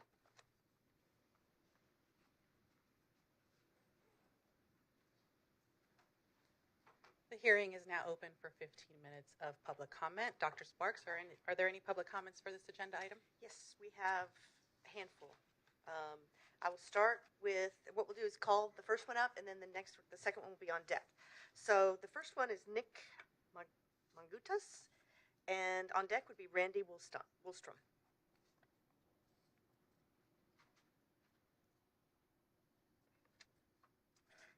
Thank you for having us out to speak. Just wanted to say that avoid the redundancy. We know that we love school choice, and it's an important factor. And that not one all size fits all, right? We understand that. I'm a father, I'm a husband, I have 6 kids. My kids have gone to all various types of schools, whether it be charter, public, you name it. However, I just wanted to share kind of a metaphor that I think that you should know. We recently had a visit from an internet company. The internet company that we've had for years has been claiming to be the best internet, but they were the only internet company in the area. So we had to use them. Now, a new internet company came in and said, we're going to put in internet in your neighborhood, and so we'll be the second internet company. What we investigated and we realized they had better things to offer us. We were happy with the product, and we decided that we are considering to change. It worked for our family, and yet what we didn't know that they had such a great product because there was only one option available. Now that there's another option, that option meets our needs. So I just wanted to say that metaphor means a lot to me, meaning that sometimes we need options, we need competition, and we don't know what we're missing unless we see what the alternate product is available. Thank you. Thank you. Randy's up, and on deck is Megan Muskell. Hello, my name is Randy Woolstrom. I thank you for giving us this time to speak. We need a charter school that offers students and parents choice. Choice on issues they think are important to them. And I think that this group does that. My experience with kids and as a foster parent is that there are students out there that have extra needs. And I have found that with them, the schools usually aren't able to provide that or follow through with that as a charter school has been. And I know that with one kid that we had, 3 public schools had given up on him and had not even giving him a chance to succeed, whereas the charter did and totally changed his life around. And so from my experience, I find that it offers even singles moms an opportunity that they would not have otherwise. Charter is an offer and is an option, and I think that we should continue. I'm just kind of saddened by the presentation that was given that it's needs to be all our way and no other way, and I'm just bothered by that. Thank you for your. Thank you. Megan is up, and Gwen Lopez is on deck. I have 2 children who attend PYLUSD currently. When CRLA petitioned our district, I reviewed their previous petition to Capistrano Unified and the appeal to the Board of Ed, as well as the petition to PYLUSD. I've read the staff reports: unsound educational program, unsound financials, outsized negative financial impact on our district, schools propose staff that don't even meet the minimum criteria that CRLA themselves proposed later in their own petition. Having just sat through the full LCAP process for my district, I was struck by the lack of rigor, data, or community input. Our staff report was thorough and well-researched. CRLA comments were vague, full of platitudes and generalizations, and lofty references to founding fathers and mothers. You read out your core values. Like the current parents at PYLUSD don't share these core values. You think that I don't teach my children an appreciation of national heritage. You think that I don't believe in public and private virtue. You think that I don't follow scholar-empowered learning or choose the educational school district that my child is in because I want those things? You think I don't foster creativity or entrepreneurial spirit or look for that in the education that my children are pursuing? You don't think I held high standards of academic excellence in PYL USD, or that we don't model what we teach, that we're not looking to build a culture of greatness, or to foster self-governance, personal responsibility, or accountability in children already in the PYL USD public school district? Frankly, I'm insulted.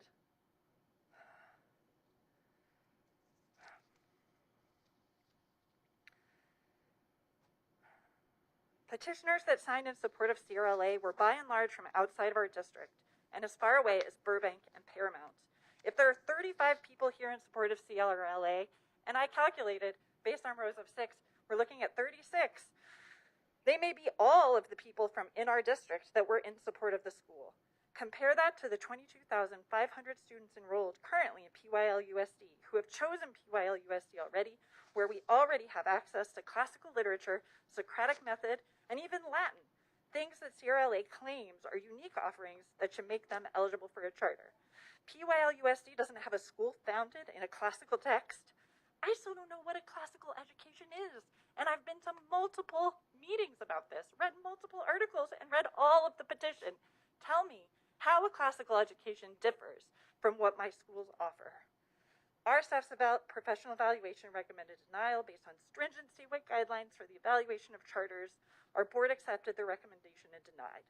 Considering there have been no changes to the application, an approval today seems like blatant manipulation of a process that's intended to strengthen rather than weaken public education. Thank you for your time.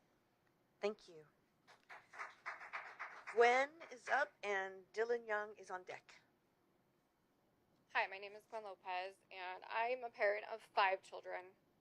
As a parent with my eldest child having an IEP at a very young age, I was very misinformed about charter schools previously.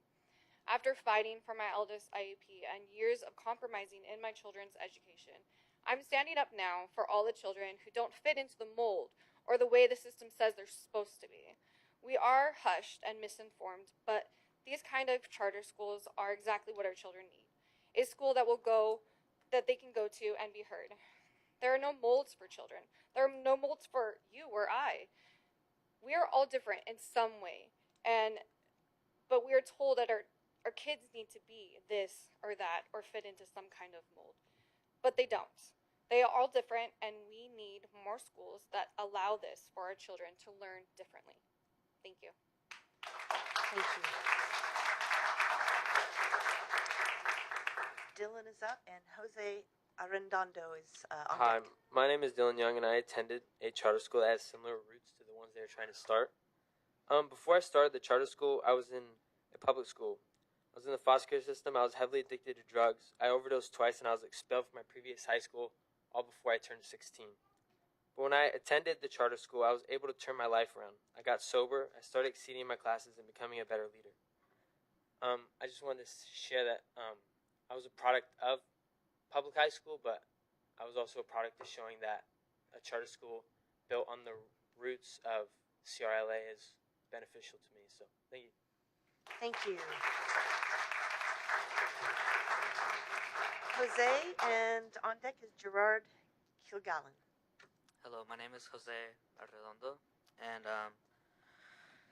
for me, the public schools, for what Pastor Randy had said for me, is that I was actually one of his foster's children that he helped me go through, and the public schools weren't really helping me with my education, and I was running through F's, and it was just a really tough time for me.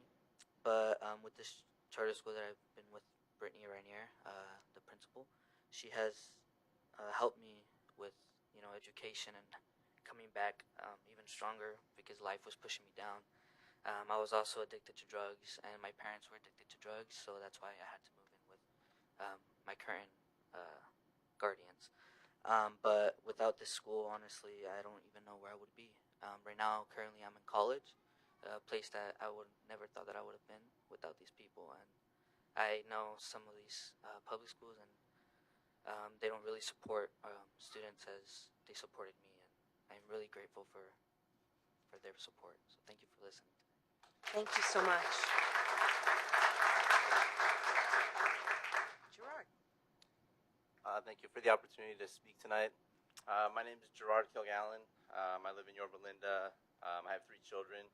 My 2 older children have been in classical education since kindergarten. I have a 4th grader and a 1st grader. Right now, we drive about 40 minutes to the school. There's a lot of families that drive a lot further than that. There's just not a lot of classical education opportunities, but for the families that get involved in the school, it's extremely positive response, and yeah, it's something that our family is really big supporters of. If we got the charter school to Yorba Linda, whether our family enrolled there or not, I think it's a great thing for the community, and I know a lot of my neighbors who were not able to be here tonight are very interested in the school. I just think it'd be a great fit for the community. Thank you. Thank you.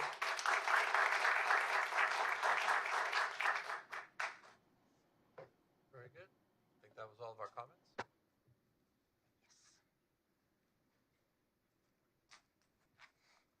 This concludes the public hearing. OCDE staff recommendations, including recommended findings, will be published on November 21st. At the December 6th meeting, the board will conduct a public hearing and take action to grant or deny the charter petition appeal. President Shaw, I now close the public hearing and turn the meeting back over to you. Terrific. Thank you so much. Thank you all for being here and having your voice heard. We always appreciate that very much, and hearing from the people affected. So I'm sure we have questions. So maybe I'll start to my left this time. Trustee Barkey, do you have questions here? I don't think I have a lot of questions. I feel like we just heard great information just several months ago before you opened your first school. I understand it's very successful. You already have wait lists. I appreciate you bringing choice to the community, choice that we don't have a lot of classical education in Orange County. I think you're one of 2 at the moment, maybe. So I appreciate all the hard work. I appreciate the community coming out. And I think it's wonderful that you are expanding what you're doing throughout Orange County. So thank you for your time and your effort and bringing choice that's much needed to children here. Thank you. Dr. Williams? Not much to say because you have a good program that we have already approved and have had much conversation about. I'm sad that there is some people who feel otherwise in whatever community that you're going to be putting your foundations. We don't know that for sure. But when the comment was made that there's nothing special about you, I would take exception to that. There's a lot that is exceptional about what you do. That's it. Okay. Thank you. Dr. Sparks? Yes. So some of you may know that I teach courses in persuasive campaigns, and the dream team here, you all, came up here, and you not only did a textbook job of what you laid out in terms of the arguments for your school, but you did a textbook job of the counter arguments, which is classic persuasive campaigns. I was so impressed. I'm going to use it in my class. So you all in the audience, you supporters, the parents, thank you for coming out. This is incredible dream team. You all have a proven record. I just want to ask you to respond publicly to a couple of the comments for a couple of additional counter arguments that you could make for the public related to their comment about the facility that you kind of touched on, and the PLY USD District Board VP and the superintendent made a comment about facility, and then they made a comment about Instagram, but she said that in your post you said it was pending approval. So could you just speak to those two things? Yeah, I'm happy to. First of all, I think you all know, but it's good to say it out loud. Like until you have a charter approved, you won't find a landlord to sign a lease with you. So what we told the Placentia Yorba Linda Unified staff at the board meeting pretty clearly is we said, look, based upon we've identified some private facilities that we believe would work for our school and serve our needs well. However, based upon the timeline of what we know, because once you identify a facility, you have to then submit a conditional use permit through the city, and that usually takes 5 or 6 months. And then once you get your conditional use permit approved, you have to then go out and turn that building into a school, put classrooms in place. And even if we started, so assuming we would start small, like that process takes many, many months. And so what we told them at the meeting was that if you approve us tonight, we think we have a good chance of, time-wise, of getting into a private facility.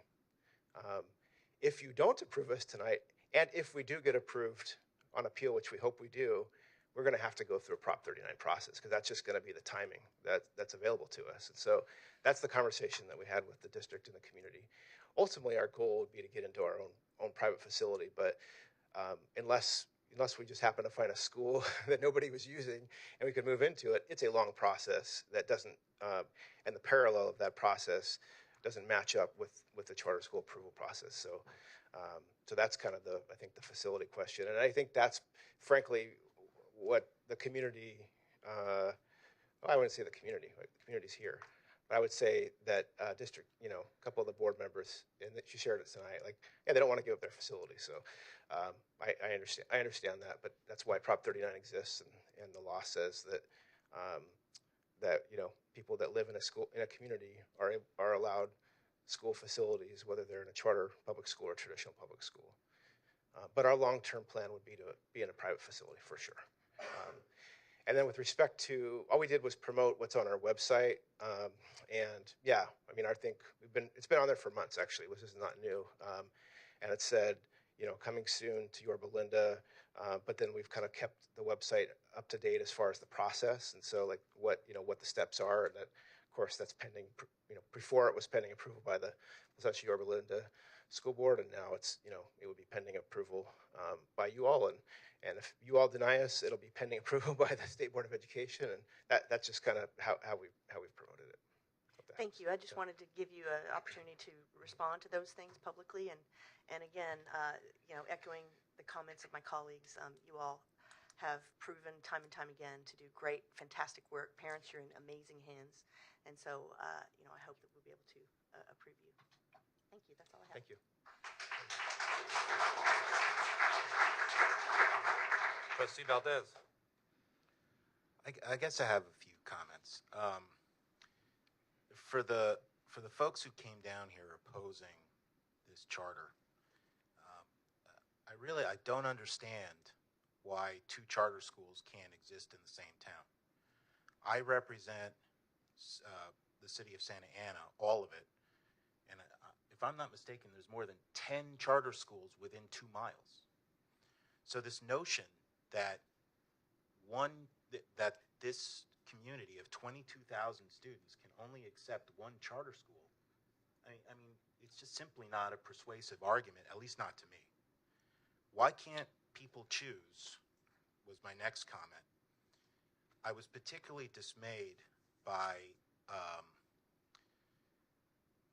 board member Blades' comments that they are offering a better option. And I'm guessing that she and I would probably agree on a lot of things, but we do not agree on this. Just because Placentia is opening up a charter school that's focusing on computer science, maybe I don't want to send my kid to a school that focuses on computer science. Maybe I want to send my kids to a school that focuses on classical education. So I think it's just a fundamental misunderstanding of what school choice means. School choice means just that. I don't understand why Ms. Blades also said that she knows what's right for her community. How could she possibly know what 10,000 families each individually want? She mentioned that she believes in her superintendent. He looks entirely competent. I believe in him too, but that's not really the issue here. The argument made about negative financial impact, you can make that argument every single time we authorize a charter school. Every single time there's going to be some negative enrollment on a local public school. The Instagram post, I don't know.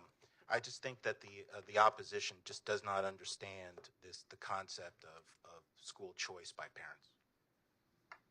Tim. Okay, I just have one more thing too. So for the individual who said they didn't know anything about classical education, there's like 100,000. As I'm looking here at a Google search, there's a lot of information. Basically, the difference between a classical education is classical education teaches kids how to think, whereas traditional education teaches kids what to learn. And so, critical thinking minds, back to basics, inculcation of facts and knowledge, that's important. But critical thinking minds and how to learn, that's the most important axiom that we can pass to the next generation. One more comment. Okay. President Chung. Trustee Valdez, sure. The most persuasive argument that I've heard is, perhaps the local school board doesn't have the staffing in order to monitor something like this. I mean, we have Araceli Chastain, who I have always found to be just exceptional at what she does, and we do have a staff. That's probably the most persuasive thing I found, that they just don't have the staffing or ability to monitor this. But as far as the school choice stuff, I'm just not agreeing with it. Perhaps I could ask some questions around the facility issue. I know I have a sister-in-law who lives in Yorba Linda, and she's seeing things online, and she's a mom in this district, so she's expressed her concerns as well. So I wanted to make sure this is very clear to people how a Prop 39 process would go forward. So correct me if I'm wrong here, Gary, but as you're looking for facility, it always seems to me the chicken and the egg. You can't get into a facility until someone's chartered you, but then before you've been chartered, people say, well, look, you don't even have a facility. And it seems like you're always stuck there. But I appreciate your comments that ideally you're going to get into a private facility eventually. But should you need to use Prop 39 to get into an existing campus or school space, could you let us and everyone know how that works exactly? Yeah, absolutely. I'm happy to. First and foremost, Prop 39 empowers residents to create space for charter schools in their own community. So essentially, we would have to get signatures from parents that are meaningfully interested in enrolling their children in our school to sign what we call the Prop 39 form, and they have to be residents of Placentia Yorba Linda School District, and then we submit that to the district, and then we engage in a very long back and forth. But essentially, the law says that if you are a resident of a school, so this won't be, they don't have to provide space for kids that don't live in their district boundaries. This is only for kids that live in their district boundaries. So, but Prop 39 sort of leveled the playing field to say, look, if you live in a school district, you're a taxpayer. Those facilities don't belong to a government bureaucracy. Those facilities belong to the taxpayers of the community. And so if, as a charter school, you need access to school district facilities and you have signatures from meaningfully interested residents representing students that need space, then they have to provide that. And I would say also, I mean, enrollment has gone down in the Placentia Yorba Linda district schools, as it has in most district schools around California.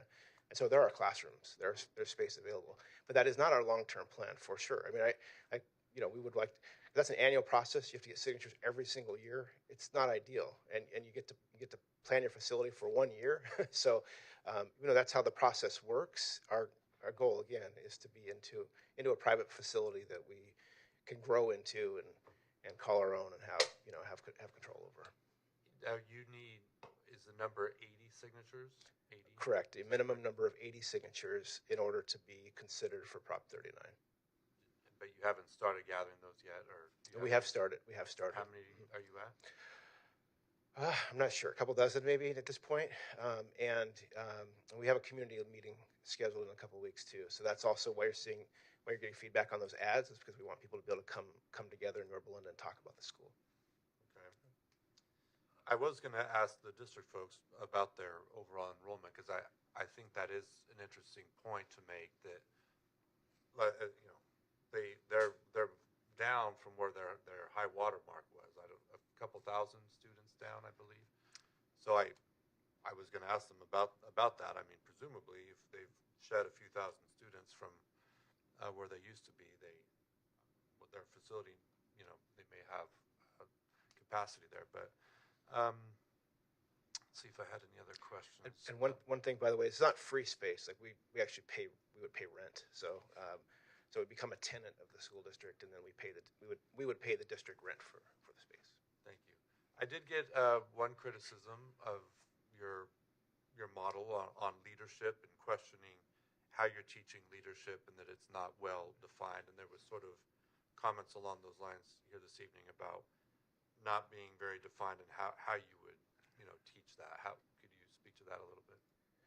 Sure. Well, most of it has been about classical education. I think when the comparison was made of a kind of computer science charter school to a classical education charter school, that just shows me there's in general, I think, a lack of understanding around what classical education is. So I think that's not specific to the folks that were here in the front row. I think that's part of our challenge, is getting the word out and helping people understand it. Because once they understand it, they love it, and parents flock to it. And every charter school, every classical education charter school that exists in the country pretty much has a long wait list.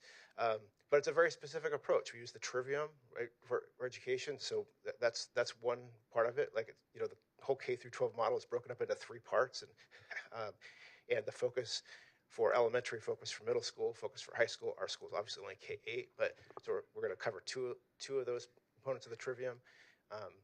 The Socratic method is not just something that's used on occasion. It's a predominant mode for teaching young people, starting as young as TK, frankly. It's the use of classical texts. So as opposed to a textbook, I guess, a traditional textbook that would maybe summarize, really important founding documents in our country, we would not read the summary. We will be reading, and we read the actual source document and have a very robust conversation about what that means, and have people learn from each other. The leadership piece is the Franklin Covey Leader in Me program. So it's a very specific curriculum and a very specific program that's used, not all over the world, actually, based upon a model of leadership that's used by Fortune 500 companies, and now it's been created into an education curriculum for schools. So it's a very specific educational program model. And then the last piece about leadership is really studying great leaders of our past and saying, okay, so as we're, because we are looking to leaders of the past to figure out how we're going to lead in the future, we will read biographies. We will, and classical education is very heavy on literature. That's a big part, which is different, right? Literature and arts are very heavy focuses. So again, I think you could find bits and pieces of things all over the place, but classical education is the package of putting that all together and making that the emphasis. So why Yorba Linda? If you're going to get another campus, why? I mean, that was sort of raised before. Why did you need to? Why did you identify Yorba Linda as the next place? Well, because that's where we got introduced to these wonderful people in the community that said we would like to have your school in our community, and I think that's our goal is to bring classical leadership education to any community in California that wants it, and we will give it our best shot in any community that's interested in it, as long as we have the capacity to grow and provide opportunities for students. So, we had a group of families, and Brittany and her team that were asking for it. Fabulous. Thank you. Okay. So any other questions or comments? No, thank you again for coming, and good job. We'll look forward to seeing you. It was in the December meeting, right? Wonderful. Okay. So we will proceed now to item number 6, approval of reimbursements for the panelists of the September 20th, 2023 special board meeting. So moved. Moved by Dr. Sparks. Second. Seconded by Trustee Barkey. All in favor? Aye. Aye. Any opposed? Passes unanimously. Item number 7. Get my packet. Sorry about that. Okay, item number 7, resolution adopting appointment power pursuant to Education Code, Section 1042E. Mr. Rowland. Thank you, President Shaw, members of the board. This is a purely ministerial exercise. To be clear, 1042E expressly grants county boards the authority to fill any vacancy by appointment. We believe the statute's unequivocal. However, subdivision 2 states, the authority described in this subdivision shall be vested in the County Board of Education only upon its adoption at a county board, by the county board at a public meeting. So we're taking this ministerial action to avoid any unclarity created by subdivision 2. I have vetted this with several other lawyers throughout the state familiar with this issue, and this is consistent with actions other counties have taken. Very good. Any questions for Mr. Rowland from the board? No, I will make a motion to approve. I'll second it. Very well. Moved by Trustee Barkey, seconded by Dr. Sparks. And now discussion, Dr. Williams. Mr. Rowland, I don't know if you did share with the board the actual document, the certificate of appointment. I don't believe I shared it with the board. I believe it was shared. Was that by staff? The deputy superintendent, yeah. Okay, so maybe I'll send my question that way. So we have a whereas here. It's the sixth whereas, or the sixth paragraph, where it says Superintendent Mijares' signature was affixed. I looked at that document. The document was signed by Dr. Miramontes and Renee. Was that Dr. Mijares' actual signature? Do we know? Or was it a stamped signature?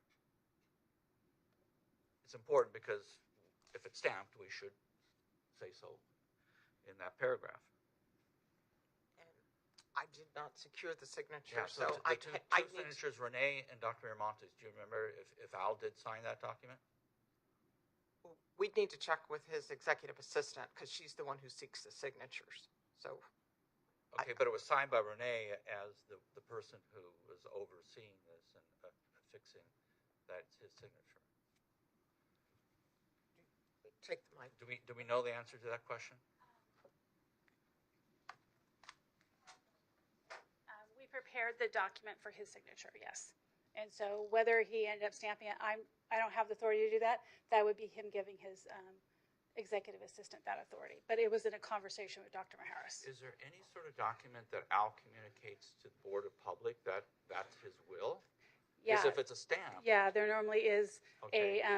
there's normally some either by a personal phone call is normally how he requires it, that he must give his approval. His executive assistant does not do his signature without his exact approval. I can't tell her to sign it. Nobody can. So that would be by him doing that. But I know we did provide a packet that we sent to him, so it could have been signed during that time also. So how is Al doing? Do we know if this? That is a private question, and so I don't have the ability to answer that. I mean, the elephant's in the room. He's been gone for 10 months. We love Al. And He hasn't answered Dr. any- Williams, as you are aware, he is on a medical leave with a protected rights, and so Do I'm we not know he's going to. living? Do we know he can? Dr. Williams, communicate. Do we know? if he's well, under we all received hospice? emails from him in the last day. So how's that? Okay, so you're stating that he is communicating with the office and that he's still living. Yes. And that he obviously is communicating with emails. Yes. He must have sound mind and judgment. He sounds like it to me. Okay. That's my only concern. So we don't know if it's fixed or stamped or actually his signature. So what I'm trying to explain is, if it is a stamp, he would be the only person who would give the approval to do that. So it would have been with his approval to do that. Because the handwriting, it was in blue ink, is yours and Ramon's, and it was black for his. The copy I have is blue, so I don't know. The copy I have is blue, I believe. So I'm not sure. It was black. Okay. Okay. So are we okay, council, to leave it as signature, or whether we don't know if it's stamped or not? Does it matter? It doesn't. No. My understanding is that a stamp is legitimate. If it's a stamp, if it's a signature, either way, it's legitimate signature, I believe. By the way, Renee, have we ever used this certificate of appointment before? Is that something standard that we've used?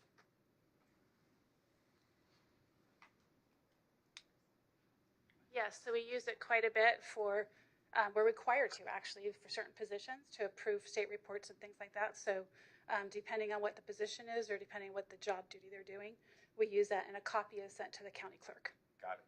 Thank you. Now, Dr. Williams, you actually appointed Dr. Maharis to be superintendent. Is that correct? That is correct. When was that? Oh, boy. That was in 2012. 2012 or 2013. It was quite a long time ago. So, very good. All right, so we had a motion and a second. All in favor? Well, hold on. Oh, you have another question? I have a Sorry. question. I Trustee can't Valdez. pass up this opportunity. I really can't. Renee, would you come back to the podium?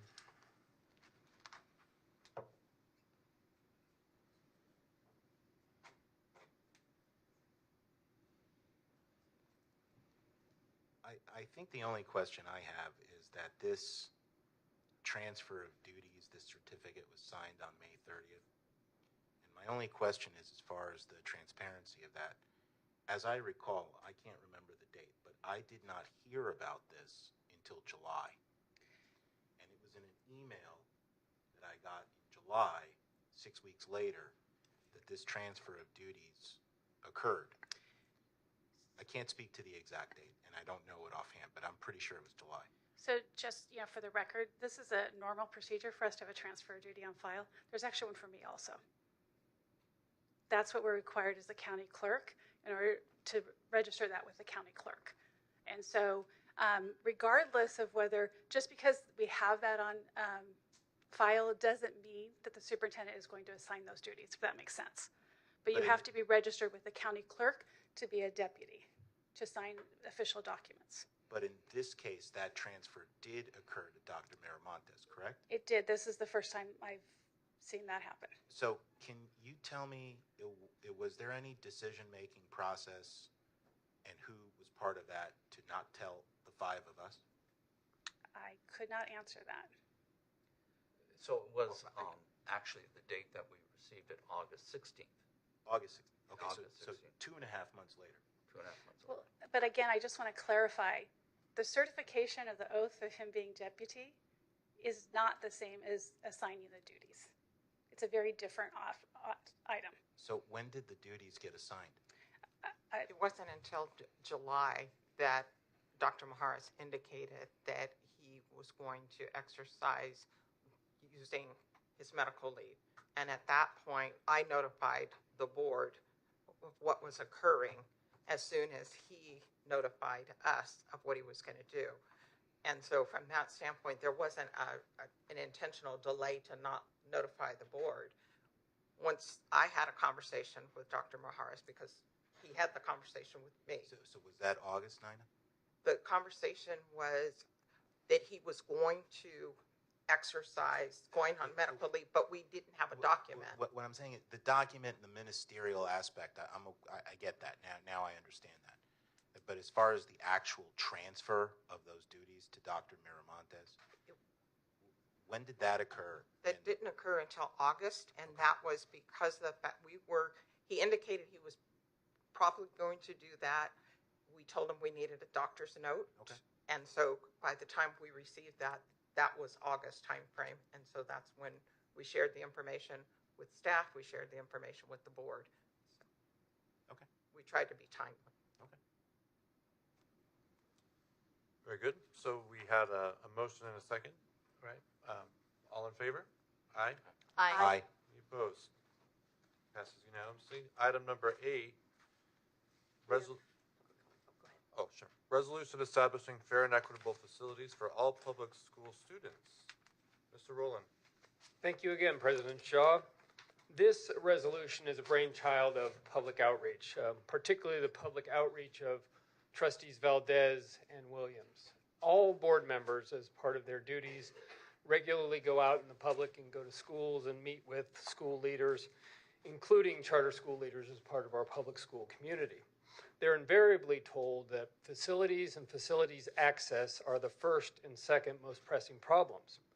So the board, with particular prodding from trustees Valdez and Williams, asked me to craft a resolution identifying the problem, stating the board's position, and identifying particular actions that they may take, do anything they can to help alleviate this problem.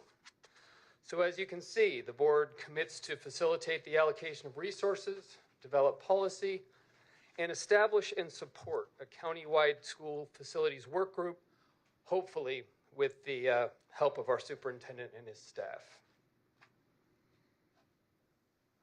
Very good. We'll make the motion, George? Well, okay, we do have a public comment, so why don't we go ahead and take that? Okay. So we have a few public comments. First off, Javier Orjuno is coming up, and then Mike Davis on deck.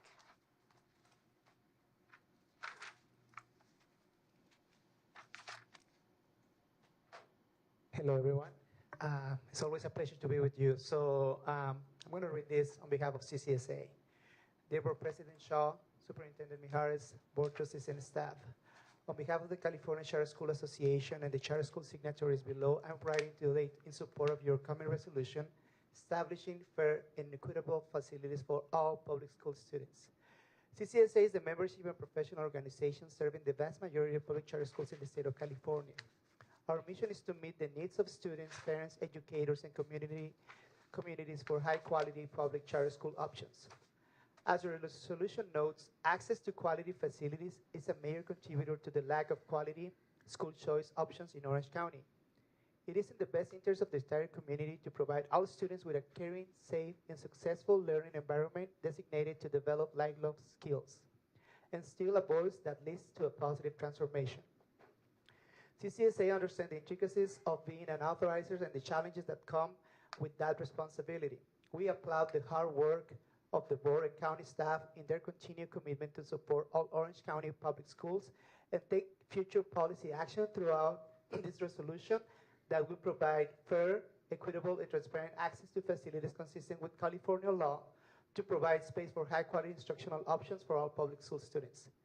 On behalf of the 22,000 transitional kinder to 12th grade students and families being served by the 41 diverse charter schools options throughout the Orange County, we seek your support in the passage of the resolution establishing fair and equitable facilities for all public school students and future policy changes in the access to equitable facilities for our charter school students. We look forward to our continued partnership with the board and the community to improve educational options for all students. Thank you. Thank you. Mike is up, followed by Kapil.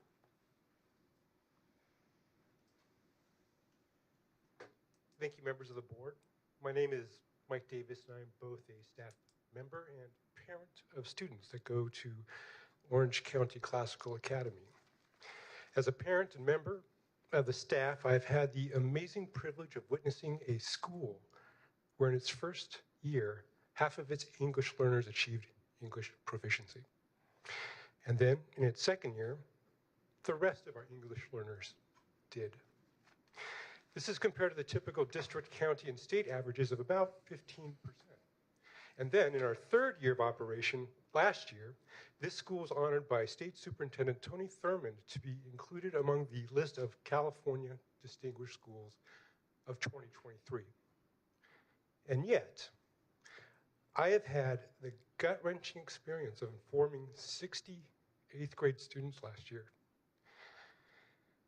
that despite all our efforts as a school, they would not be able to continue at OCCA as they and their parents had hoped because there simply were no available additional facilities that we could locate to accommodate an upper school, something I would wish on no one. OCCA is only one of many such charter schools with long waiting lists, programs that offer an education that works for all students, not just some, and yet are artificially obstructed from being able to truly serve their communities because of this completely unnecessary obstruction of facilities.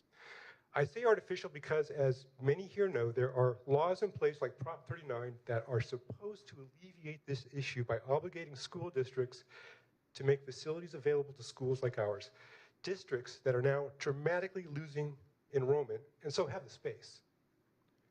When 60 devastated kids were forced to leave OCCA last year, there was directly east of our campus 3.5 acres of undeveloped and unused land owned by the district in which we reside.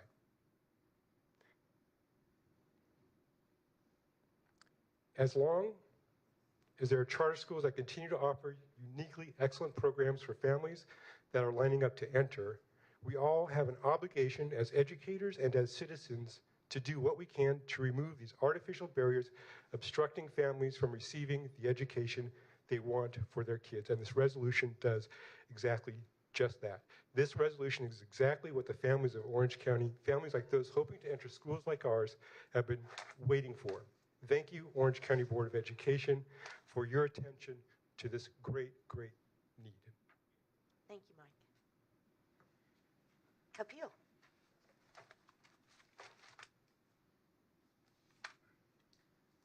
Good evening, President Shaw, trustees, Dr. Boyd, Dr. Miramontes. My name is Kapil Mathur. I am the founder and executive director of the Orange County Academy of Sciences and Arts. We operate 2 charter schools in the Capistrano Unified School District. I applaud your efforts to assist us with facilities. I think there are a couple of assumptions that people don't understand when you talk about charter school facilities. So the first thing is, and I need to get a t-shirt that lights up that says this, charter schools are public schools. So the public school facilities that the public has paid for the education of our children, that public includes the teachers, students, and parents who attend charter schools. The other thing that everybody forgets is the other half of Prop 39. So we always hear about Prop 39 as somehow taking classrooms away from district schools and providing them to charter schools. The actual core of what that proposition said was that we need world-class facilities for schools. And in order to build a coalition to get this proposition passed, there was a deal made with the charter school community that if you support this proposition, we will throw you a bone and let you access these facilities too. So Proposition 39, the actual core of what it says, is the lowering of the threshold to pass school bonds. Every single school district in Orange County that has passed a school bond since the passage of Prop 39 has benefited from Prop 39. So my time is turning yellow. Couple things. So Prop 39, the people who decide what facilities you get are the same people who don't believe in school choice and don't believe that charter schools should exist.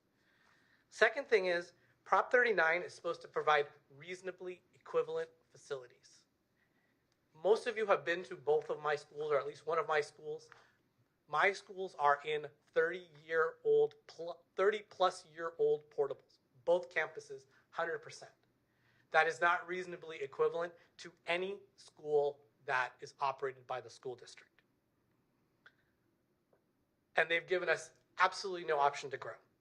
Second thing is, the Prop 39 application is due November 1 for next year. And we have to submit signatures. So thank you very much. Appreciate your support on facilities. Thank you, Kapil. And we have Sarah Bach.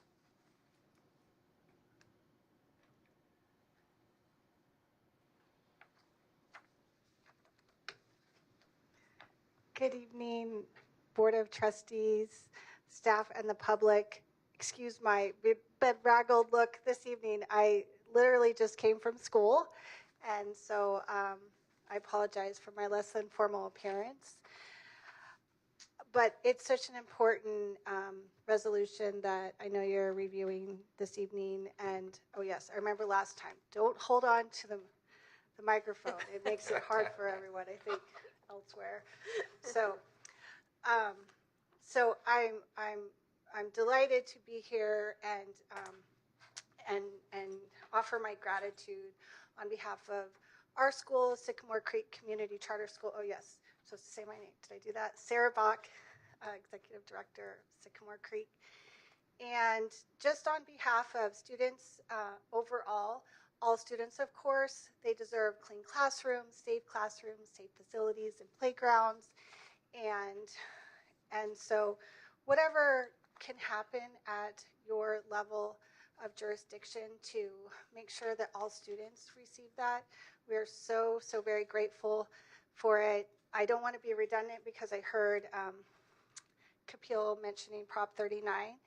Our school is in a Prop 39 campus. That means we are co-located. We actually have 7 classrooms for 9 grades. We are co-located with a preschool, a Head Start, a state Head Start preschool, an elementary school, a library, a family resource center, and a Boys and Girls Club. And there's a lot going on all the time. And we managed to share playgrounds, and we just managed to play well in the sandbox to demonstrate that for the students. And at the same time, it's a daily operational struggle. And so just thank you. On my way here, I thought of the phrase, build it and they will come. That's so true. If you don't have the building, though, they won't come.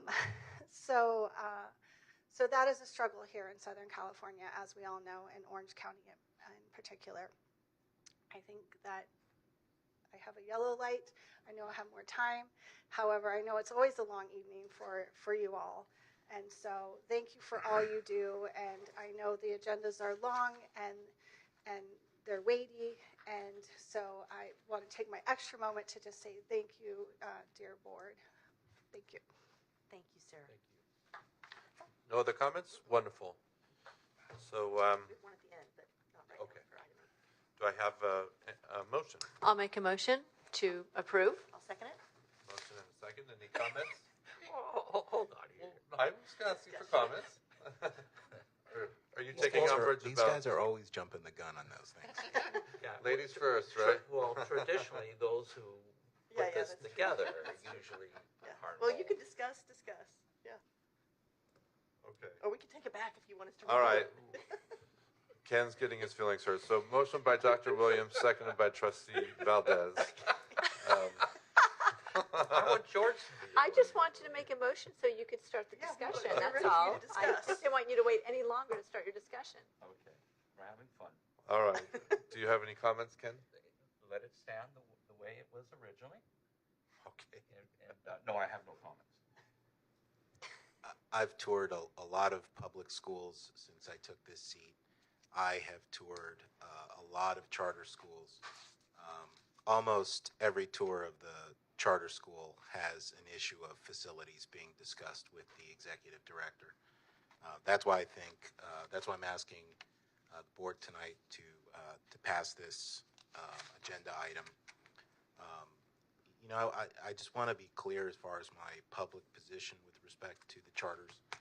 I believe that our students, particularly in my district, but everywhere, they are best served by educational options to the parents. How that happens, is a little less of my concern, but I want to make sure the parents have, plenty of educational options. I don't feel like we are, or I am, unduly favoring charter schools over public schools. It is simply not true. My kids would have gone to a public school if my wife did not really want them to learn Spanish. That's why they're going to a charter school in Santa Ana. I think the charters need assistance with facilities, and that's why I'm asking my colleagues tonight to pass this agenda item. Thank you for those comments. I agree. I mean, every time I know Sarah, I was thinking about, she's the poster child of facility challenges. And I was so glad you were able to make it tonight. So, I think I want to commend and thank you guys for, helping to put this together. We clearly have challenges for our schools out there. And so getting their facility needs met is a huge goal and a worthy goal. So appreciate that. Thank you. Any other comments? Seeing none? I just think high tides lift all the boats. Everyone's floating a little bit higher with school choice. So. And when Kapil makes those T-shirts with the bright lights, I want one, please, size small. Every time I'm asked to speak anywhere, I start off explaining charter schools are public schools. People, I know we're trying to do a public information campaign because a lot of people do get that wrong. So appreciate that message. Okay, all in favor? Aye. Any opposed? Passes unanimously. Thank you. We need to put stuff like this on the agenda. We'll get all of our great charter leaders. You can come out and we can get to see you again every month. All right. Let's see. Information items. Communication, information discussion from, let's see, parent communication from the board or staff. So the board was provided a number of input ideas related to the document that was presented last month. Our media department went back and made those adjustments. I sent that to the board individually last week to see if there was anything else. I did receive a comment related to the map, and just for transparency purposes, I want to make sure that the clarity is there. The reason why cities and school districts are not listed on the map because of overlapping and the fact that it's very confusing. You have some schools of some districts in some of the different trustee areas. So then the conversation with the executive committee was, could we link to the registrar of voters where an individual could put their address in, and then they could see what trustee area they lived in. And so media was able to go back and do that, and that is what you have before you now. The adjustments and all the other links are active, and we now have all of the charter schools listed, as well as clarifying intra and inter-district. So I think that we have met everything that was brought up, but certainly open to anything that might have gotten missed. Remind me what I asked, and I forget. Will you remind me so I don't have to look up the email? There was You something wanted I colors. suggested. No, I suggested it by email to Nina. When you sent it to me, I responded, and you said it would be difficult, but I just can't remember at the moment.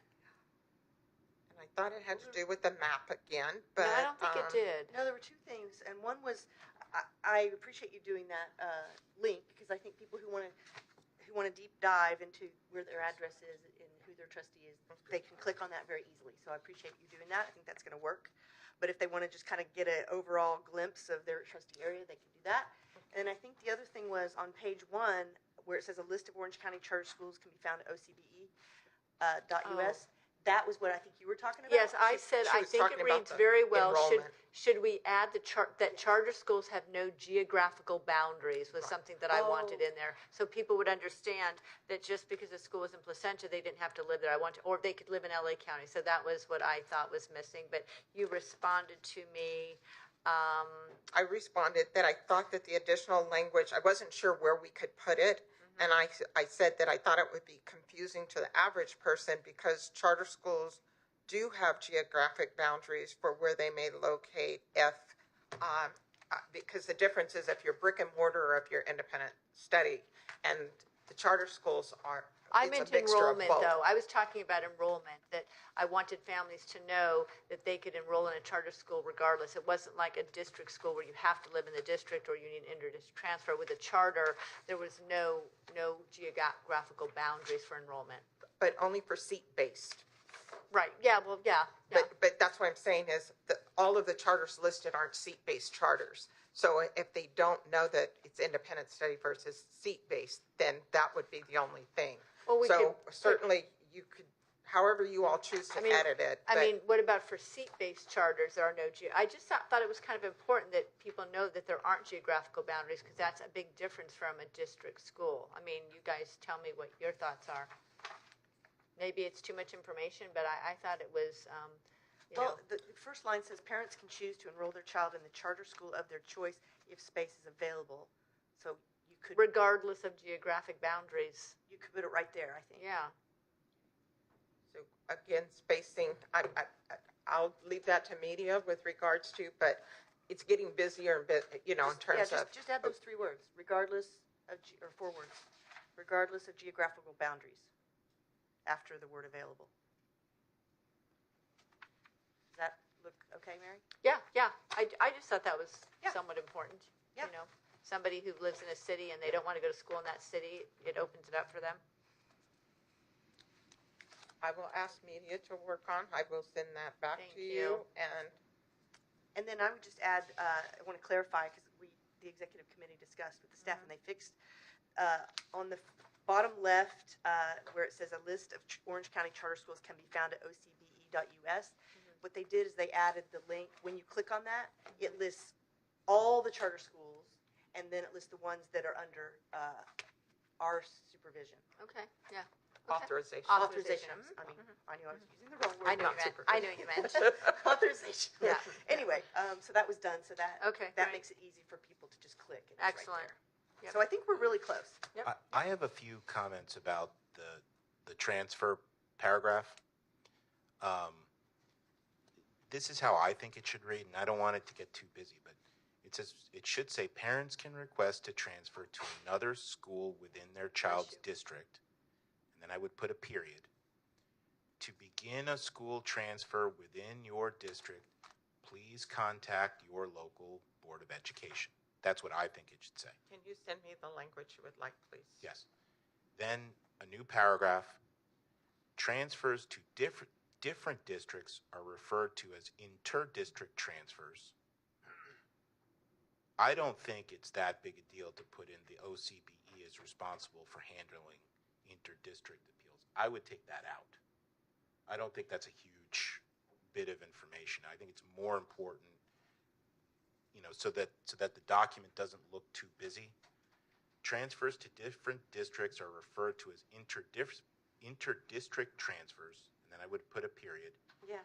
You may request to transfer your child to a school in any district in Orange County. I would take out the part of the appeals. I don't think that's really necessary. I like that. So I would just put the instructions, to begin a school transfer within your district, please contact your local Board of Education. Or your local district, right?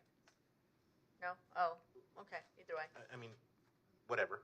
And then you may request to transfer your child to a school in any district in Orange County. I would take out the appeals process. I just don't think that's necessary.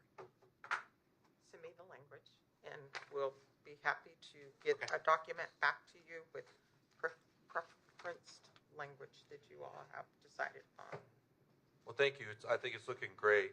So thank you to the media team and everyone who's working on this. It's really looking good. Is there more, Nina, on that?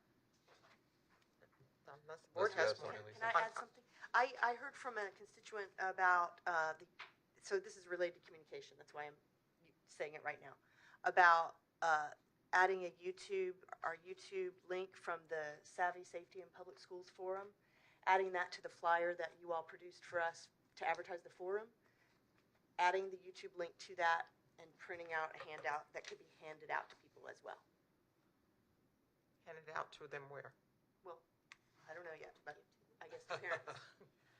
So the parents who could hand them out at their community, in their community or whatever. But anyway, so we'd have that link on that flyer that you already produced. the flyer that advertised the Savvy Safety. Savvy Public Safety. Schools.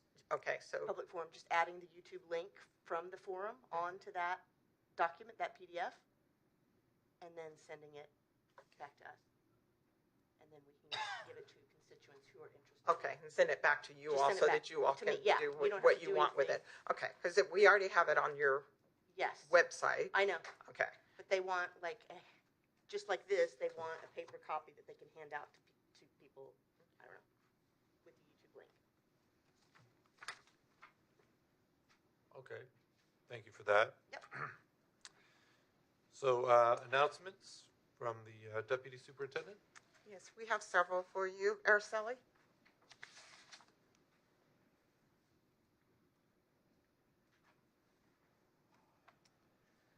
Okay, so thank you for the opportunity to allow me to provide some context to the Fall Charter Schools report that's in your red folder. And this report obviously covers the schools that are authorized by the board and talks about some of the information that was given to us. And so just for some context, I don't remember if Trustee Valdez is aware, but we provide just a general update like this twice a year. We do one in the beginning of the year, mostly talking about enrollment and where they are in their budget, and that's the majority of the information that you get here, and any general comments that we may have. And then your spring update will have a little bit more individualized information from each of the schools over things that have happened throughout the year, you know, awards, concerns, anything like that that might be going on. So that's just some general context there. So I did want to give you a little bit more information, though. That financial data information and the enrollment information is based on what was submitted to us by the school. Obviously, the financial data is based on the 22-23 unaudited actuals and the school's 23-24 adopted budgets. And so I want to point out a couple of things in the report, just again to give a little bit of context here. So for Explore Academy, it shows that they're not opening until fall of 2024. So that they have delayed their opening again. So they delayed it already 1 year. They're delaying it again for the next year. So they will. So this is, you know, the third year that they're not opening. The school is leasing a facility through Orange Unified School District, and I believe that they have a 2-year agreement with them. And they're continuing to pay on that facility, I think because, you know, one, they have the agreement, but two, they probably just don't want to lose that facility. And what ended up happening is that they decided to delay opening due to low enrollment. So that's pretty much the context that we have there. And so we are keeping an eye on the school. We're not quite sure how this is going to work exactly, but we will provide you any further updates as we get any additional information there. For Irvine International Academy, and I'm going to talk to you a little bit about the schools that are showing kind of their financial status is looking a little bit poor there. So Irvine International Academy began the 22-23 fiscal year with total net assets of about $199,000. Sorry, the school had an operating costs that exceeded that, right? So that's what's going to happen in these situations. So they exceeded over $1 million in operating costs. So their resulting total ending net assets was a negative $823,683.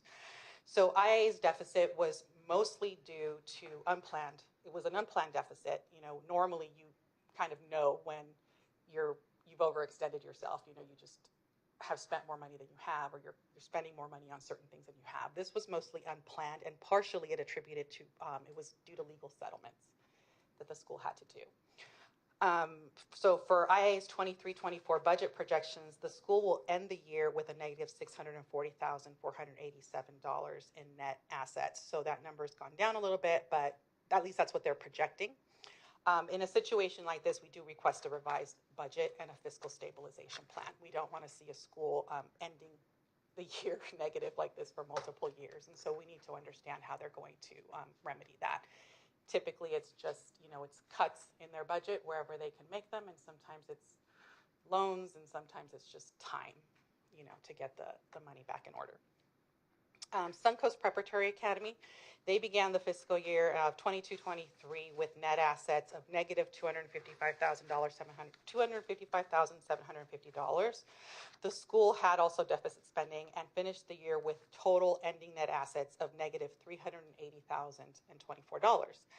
That operating loss is primarily due, what we were told was to higher than expected professional and consulting services, operating expenditures, and the funding of student enrichment programs.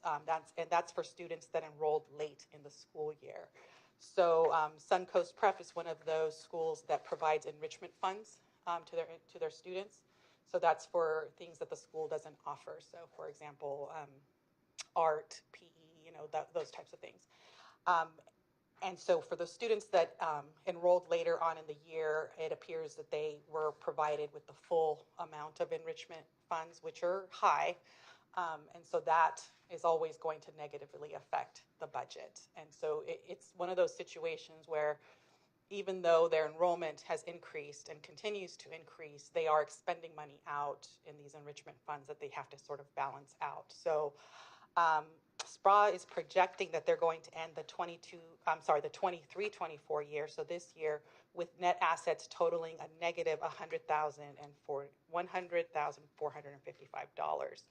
Now, they did build their budget on an assumption of 560 students. And per the 6-day enrollment, which is different than what you have in your document right now because we just received this information recently, the 6-day enrollment count so far for SPA is 945 students. So they have significantly more students than what they built that budget for. So our understanding is that enrollment is even continuing to grow now. So we anticipate an improvement in that school's financial condition, and we'll request an updated budget to hopefully and be able to sort of gauge that and see where they'll end up with this new projected number of enrolled students. Orange County Classical Academy, Vista Condor Global Academy, and Vista Heritage Global Academy all mistakenly included right of use assets in net investment and capital assets. That's about as much as I can tell you about that.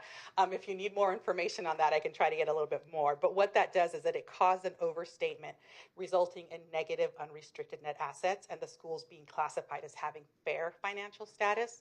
Our administrator of charter school fiscal oversight will provide technical assistance to the back office provider, and that's Icon School Management, to correct the reporting for the future. And we anticipate that the schools will show positive unrestricted net positions and be categorized in good fiscal condition moving forward once that correction is made. Okay. Unity Middle College High School began the 22-23 fiscal year with net assets of $301,427. The school has increased their operating expenses and ended the year with unrestricted net position of negative $867 and $867,179.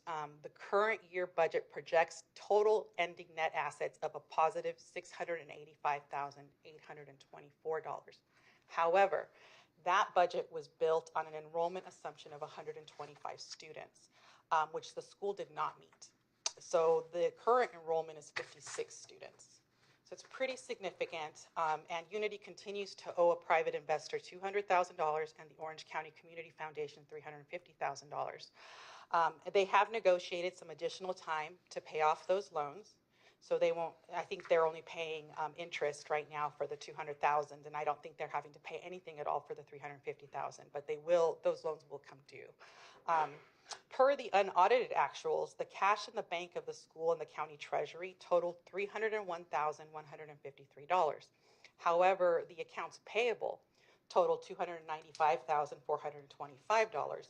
So that's leaving only $5,727 in available cash. That's concerning, obviously. We will continue to monitor. Unlike some of these other examples where I've given you where we feel like, you know, the school is probably going to be okay, this is one that's a bit more concerning. So additionally, I wanted to give you a little bit of an update. In the fall, I gave you an update on where they were with their English learner program, their special ed program. We talked a lot about the issues there. We have had our annual oversight visit with them, and we are currently researching how to support the school in operating a legally compliant English language development program. So when we presented to the board of last year, the school, we let you know that the school was failing to provide English learners with a comprehensive program that included designated and integrated ELD instruction. The school is currently not monitoring or reclassifying affected students. And so we are continuing to see where we can provide support for the school. They're continuing to try to fix this issue. And so we'll continue to monitor their program, and we'll come back to you if there are further concerns or we're not seeing that this is going to be something that's going to be able to be fixed this year again. The charter school unit, so as I'm saying, has begun the required annual school visits. The visits focus on the operations and the educational programs of the schools. This year we asked the schools to submit to us their preferred months that they wanted the visits to be done. And the staff was able to accommodate the first or second choice for all of the schools, which is great. I think we are getting a little bit of feedback that some schools are regretting their choice. I think some of these dates have come up a little faster than they thought, so they may choose different months for next year. But we do try to, spread it out throughout the year, and we're trying to accommodate. But as most schools, most of them wanted October because nobody wants November or December. And some of them wanted it, later in the year, but others didn't because it interferes with testing and things like that. And so we're trying to work with them on that. We'll continue to get that feedback moving forward, for the next year as we schedule more visits. I'm happy to answer any questions that the board may have. I have some. Go ahead, George. Unity in particular, Araceli, was a big issue in the last calendar year, to the point where, as I recall, we were putting them on our agenda every single month for follow-up. Is there anything that you feel we need to do as a board? Because that was the one that you seemed to be concerned about, or at least somewhat concerned about. Yeah, we are concerned about the school. I think that I will say though, and just to give this feedback, when we were on that campus, I mean, you can, the feelings of improvement are there, right? Kids are engaged, teachers are engaged. I know they've had some staff turnover, and that has affected some of these programs that they had thought that they, the last time they came to report to you, they thought might be fixed.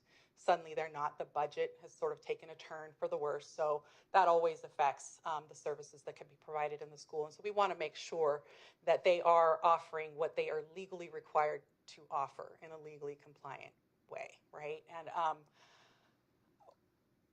we've expressed all of this to the school. I mean, obviously you can have a school come and talk to you, give you updates at any time that you want. Like I said, we want to support them in their English learner program, and so we're looking, to try to figure out how to do that. But I know that the principal executive director is also taking steps to try to improve that. I know that she has posted a position for an English language development teacher. I believe she's looking for an aide as well, and that's as a result of some of our feedback from the oversight visit. We want them to be offering a legally compliant English learner program as soon as possible, and so that's why we're glad that their visit was so early in the year, so that they can hopefully start making those strides to moving towards that. I guess my question to you is, do you recommend that we do something? Should we put them on the calendar? Is there anything we should be doing? We can continue to provide you updates as they come up. It's up to you if you want them to be able, obviously there's going to be things that the school knows that they're doing that we're not aware of. We're not in their day-to-day. All we know is what we, can get as we get updates and things like that. If you had specific questions that have to do for the school, then that would be why they would come. Because I wouldn't be able to answer some of those questions probably. You mentioned three schools that had investments that weren't as solid as they were expecting. Is that what I heard you say? I think it depends. I gave you updates on schools that were in poor and fair fiscal condition. And I was able to sort of explain some of those. The only one that I really can't explain is Unity. Right. And then the other one that we're looking at is Irvine International Academy, and asking them for further information. And so I thought I heard you say that it was because of some investments that didn't perform as well as they were anticipating. No. I think she just said they were for which miscategorized. school? They were miscategorized. Okay. Right. They put, so we'll work with their back office provider. Okay, Nothing will be changed for this last budget, obviously, that was submitted, but we want them to make those corrections moving forward so that they don't continue to show. I mean, what they did actually made the school look like they were in worse financial condition than they probably are. But until we get those corrected documents, we won't really be able to assess exactly where they are, and we'll have that information once we get that. Thank you for that clarification. So that's an accounting issue. It's on their P&L, and it could be moved around. Right. We'll work with Icon School Management, their back office provider, to try to talk about, and it has to do with how nonprofits are supposed to account for some of these things. And so again, right of use and all of that, I don't have a ton of information on that, but I know that my administrator of charter school fiscal oversight has done a lot of research here, and she could give us a write-up if you needed more information on that. But it's just literally something that needs to be corrected. And the Irvine International Academy, are you allowed to talk in public about whatever this legal settlement is? I don't have numbers or that exact information, and I would need to check and see what is public and what is not before I can give you that. But we can provide the board with some additional information on that if you'd like. Okay. So we're going to get the new, once those accounting practices are shored up, can we get an updated PDF or something of that before next spring's report? Or is it going to take that long? It should be fixed, I believe, in the next budget cycle, which Renee will have to help me. After first interim. After, right. Go ahead. I think think it's a problem with their financial statements is actually what it is. And so their auditors could probably help them make that correction also. And so it's just a GASB statement that got miscoded. And so I think that they all look fine, honestly, if you take those pieces out. If you remember quite a while when we had the STRS on behalf, we had to show this long-term thing, and it's similar to that. So I'm not sure if we'd be able to get the things until the auditors actually redid the financial statements. So that, I'm not sure the timing on that. It could be December, or they may even wait till next year. Oh, wow. Okay, but we could probably get you what that dollar amount is to be able to say, Yeah. if you take this out, I think we just want to know that it's cleared up as soon as I it's think the cleared up. staff was saying they felt very comfortable that they would be in good if you just took those three things out, Okay. just for those three schools, though. Yeah. All right, thank you. Very good. More Dean? announcements? Yes. You had asked, Dean, you had asked for your first and sixth day enrollment information. And I was so going to bring that up. Thank you. we put some information in your folder, but Dean will provide you some information. Very interesting. You want to ask specific questions, or am I go into it and then ask? Go later? for Sure. it. No. Yeah. So you have enrollment. You can see these first and sixth day. Obviously, first day of school, sixth day of school. They're not used for anything other than just to give us an indicator of kind of what this year looks like at the same period last year. So we compare it to prior first and sixth days just to kind of get a guideline. October is the beginning of October. October CBED's date is the date when the historical numbers are logged into our CalPAD system, and that's more the official enrollment. So we're not at that yet, but it's an early indicator. From this, you can see that we at last year's CBED Census Day, we had about 415,000 students in our K-12 districts. There was more that we serve here, obviously the county, another couple thousand of enrollment in our programs, and then we have 22,000 in charter schools. But this year we're seeing we have about 6,000 student loss in the district level. That is primarily about a 2% enrollment loss of what they're seeing in their declining enrollment trend, offset by about 0.6% of TK growth. So we have about 3,600 transitional kindergarten students that we had this year that we didn't have last year. And that is the step up of 2 months of additional birth dates for 4-year-olds becoming those 4-year-olds that are going to be integrated over the next few years. And so the TK is the growth part that the districts are experiencing, the transitional kindergarten. So the charter schools are always seeing a growth in that area. Running, you can see that this 9% or 11%, depending on what the numbers you look at, very volatile. With the lower numbers, you get more volatility. First and sixth day, and again, these are not numbers that are used officially in any capacity.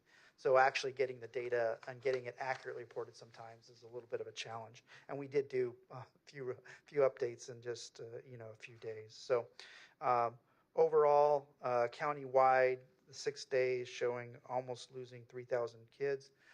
We had sharp drop off in 21-22 and 22-23. This is a little bit more moderate, and what we're seeing is the state has rolled out its enrollment projections over the next decade. Orange County actually dropped off of that 10 counties that were the fastest declining enrollment. So we've been part of that, probably the second or third quickest dropping. And but I think from that pandemic level, the change you've seen the real estate market with the sustaining high growth in market value in Orange County.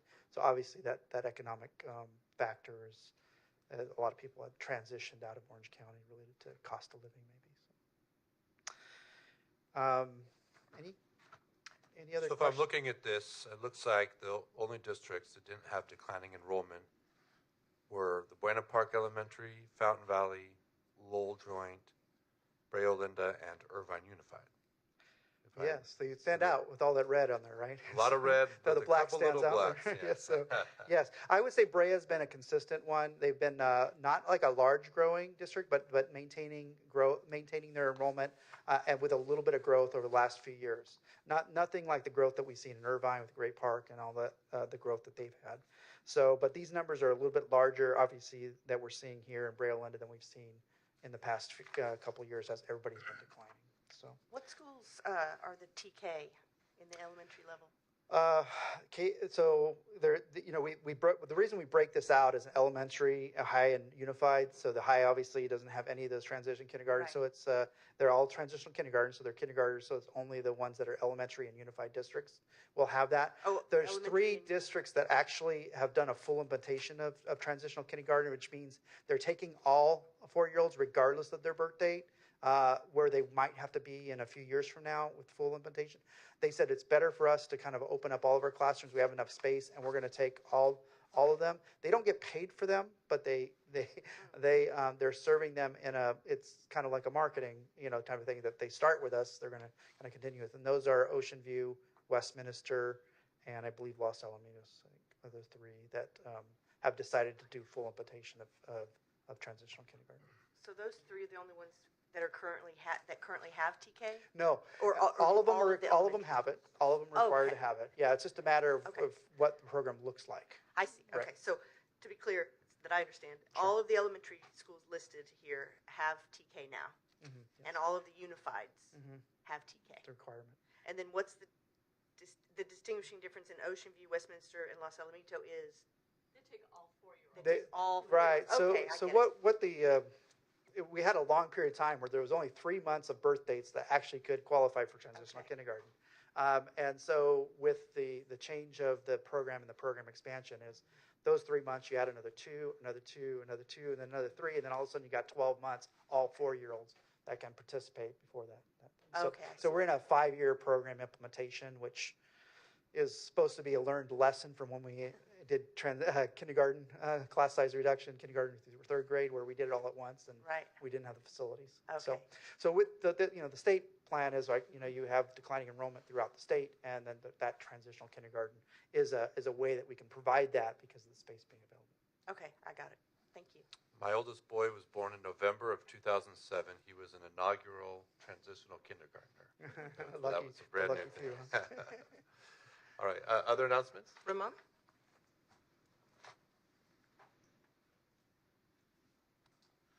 President Shaw, members of the board, and fellow guests, thanks for allowing me to share a few things that are happening. I want to inform the board that we just had our Careers Without Borders series.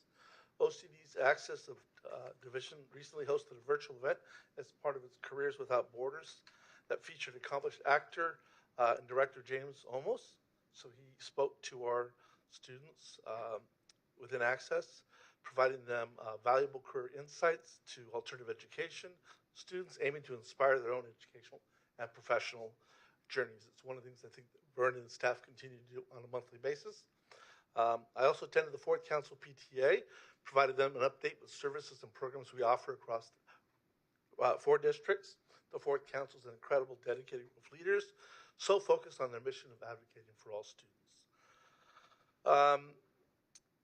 I enjoyed my visits to the Access sites along with other staff members, as well as the Samueli Academy with Anthony Saba on the 2nd day of school. And I look forward to visiting Vista Charters with Colin Phelps this month, as well as Sunburst Academy and our special education sites as well. And kudos to our Crisis Response Network team. Our Crisis Response Network team, we were just informed that they're going to receive a Golden Bell for their efforts.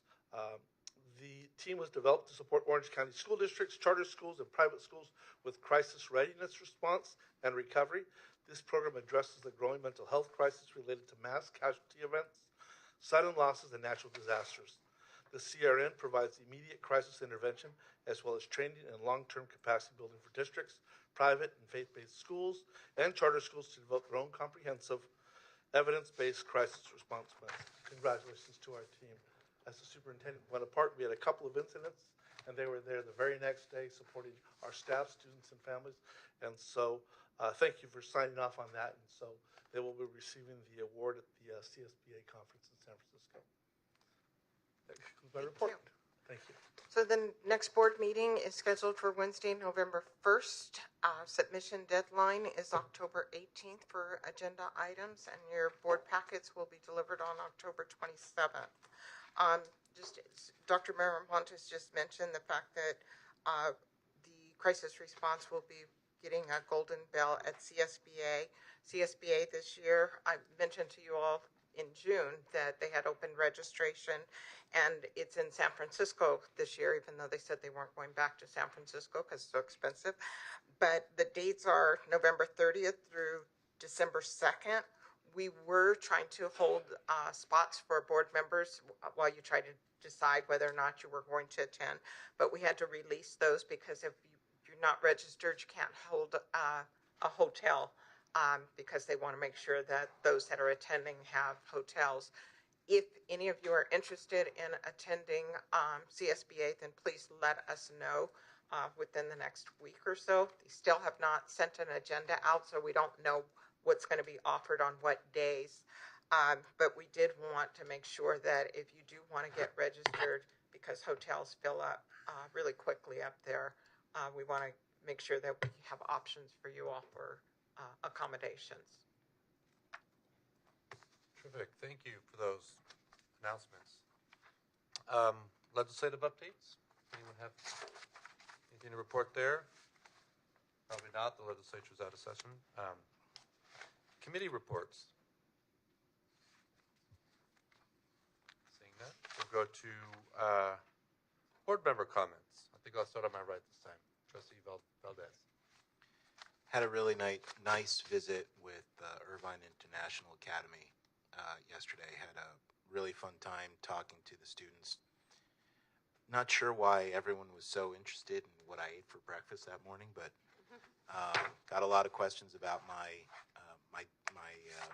diet plan during the day. And we talked about baseball. We talked about the school. Thank you to Dr. Dean for hosting me. Dr. Sparks? Yeah, just make a quick announcement. Thank you for those who were able to attend the Savvy Safety in Public Schools Forum. I understand we had some competing events across Orange County that night, but we do have, so a lot of people tuned in on YouTube. We do have it now available on our website for parents and community members who want to learn more about and weren't able to attend that night. So that is up and running, and I believe the staff is going to work on updating our flyer with the YouTube link as well, so we can get that out to community members that may not have access to the internet. So, thank you. Wonderful. Dr. Williams? Yes, kudos to you, Dr. Sparks, for putting that public safety forum together. That was the bulk of your work, and I thought that was really, really interesting. The topics, the information that was gained, that was really enlightening. So, yeah, good job. Good job. Same for me. I appreciate it. As a matter of fact, from some of our YouTube watchers, I had requests for contact information for some of your speakers, so I connected them, and I think they'll be speaking around the state as well. Great. Yeah, fantastic. Yeah, it ended up being really very informative. So if we can push out that YouTube link to people who are interested, I think there's a lot of great information out there. Definitely. Yeah, there were people watching that evening, clearly. Yes. We do have one public comment. Well, thank you. I'll just make my comment real quick, and then we'll go to that. I did want to adjourn this evening in memory of Jordan Brandman. Unfortunately, passed away. So for years, I was a city council member in La Habra, and Jordan was on the Anaheim Council. I'm trying to think when I first would have met him. I think it was a city council stuff back at that time. We competed in 2020 for this seat on the Orange County Board of Education. And sometimes what happens in the heat of a campaign, some sharp elbows might get thrown. That was not the case with Jordan and myself. We kept it very positive and civil, and I always really appreciated that. And you know, when it was when they posted the numbers online, and I was fortunate enough to be coming out on top. I think one of the first phone calls I got congratulating me was from Jordan Brandman, and I always, thought that was very classy as well of him. And he called me several times, over the last few years, asking me how I was enjoying being on the board and just checking in. And so I was in somewhat regular contact with him, and I was just really sad to hear of his passing last week. At the age of 43, he was only 43, so very unfortunate there. But served for, I should mention, not only on the Anaheim City Council, he'd been on the Anaheim High School Board as well before that. Elected, I think he was in his 20s, very young. So spent a lot of years in public service here in Orange County. So we'll do that. And for our final comment. Thank you for those kind words. Yeah, so we have Patty is up for our final public comment.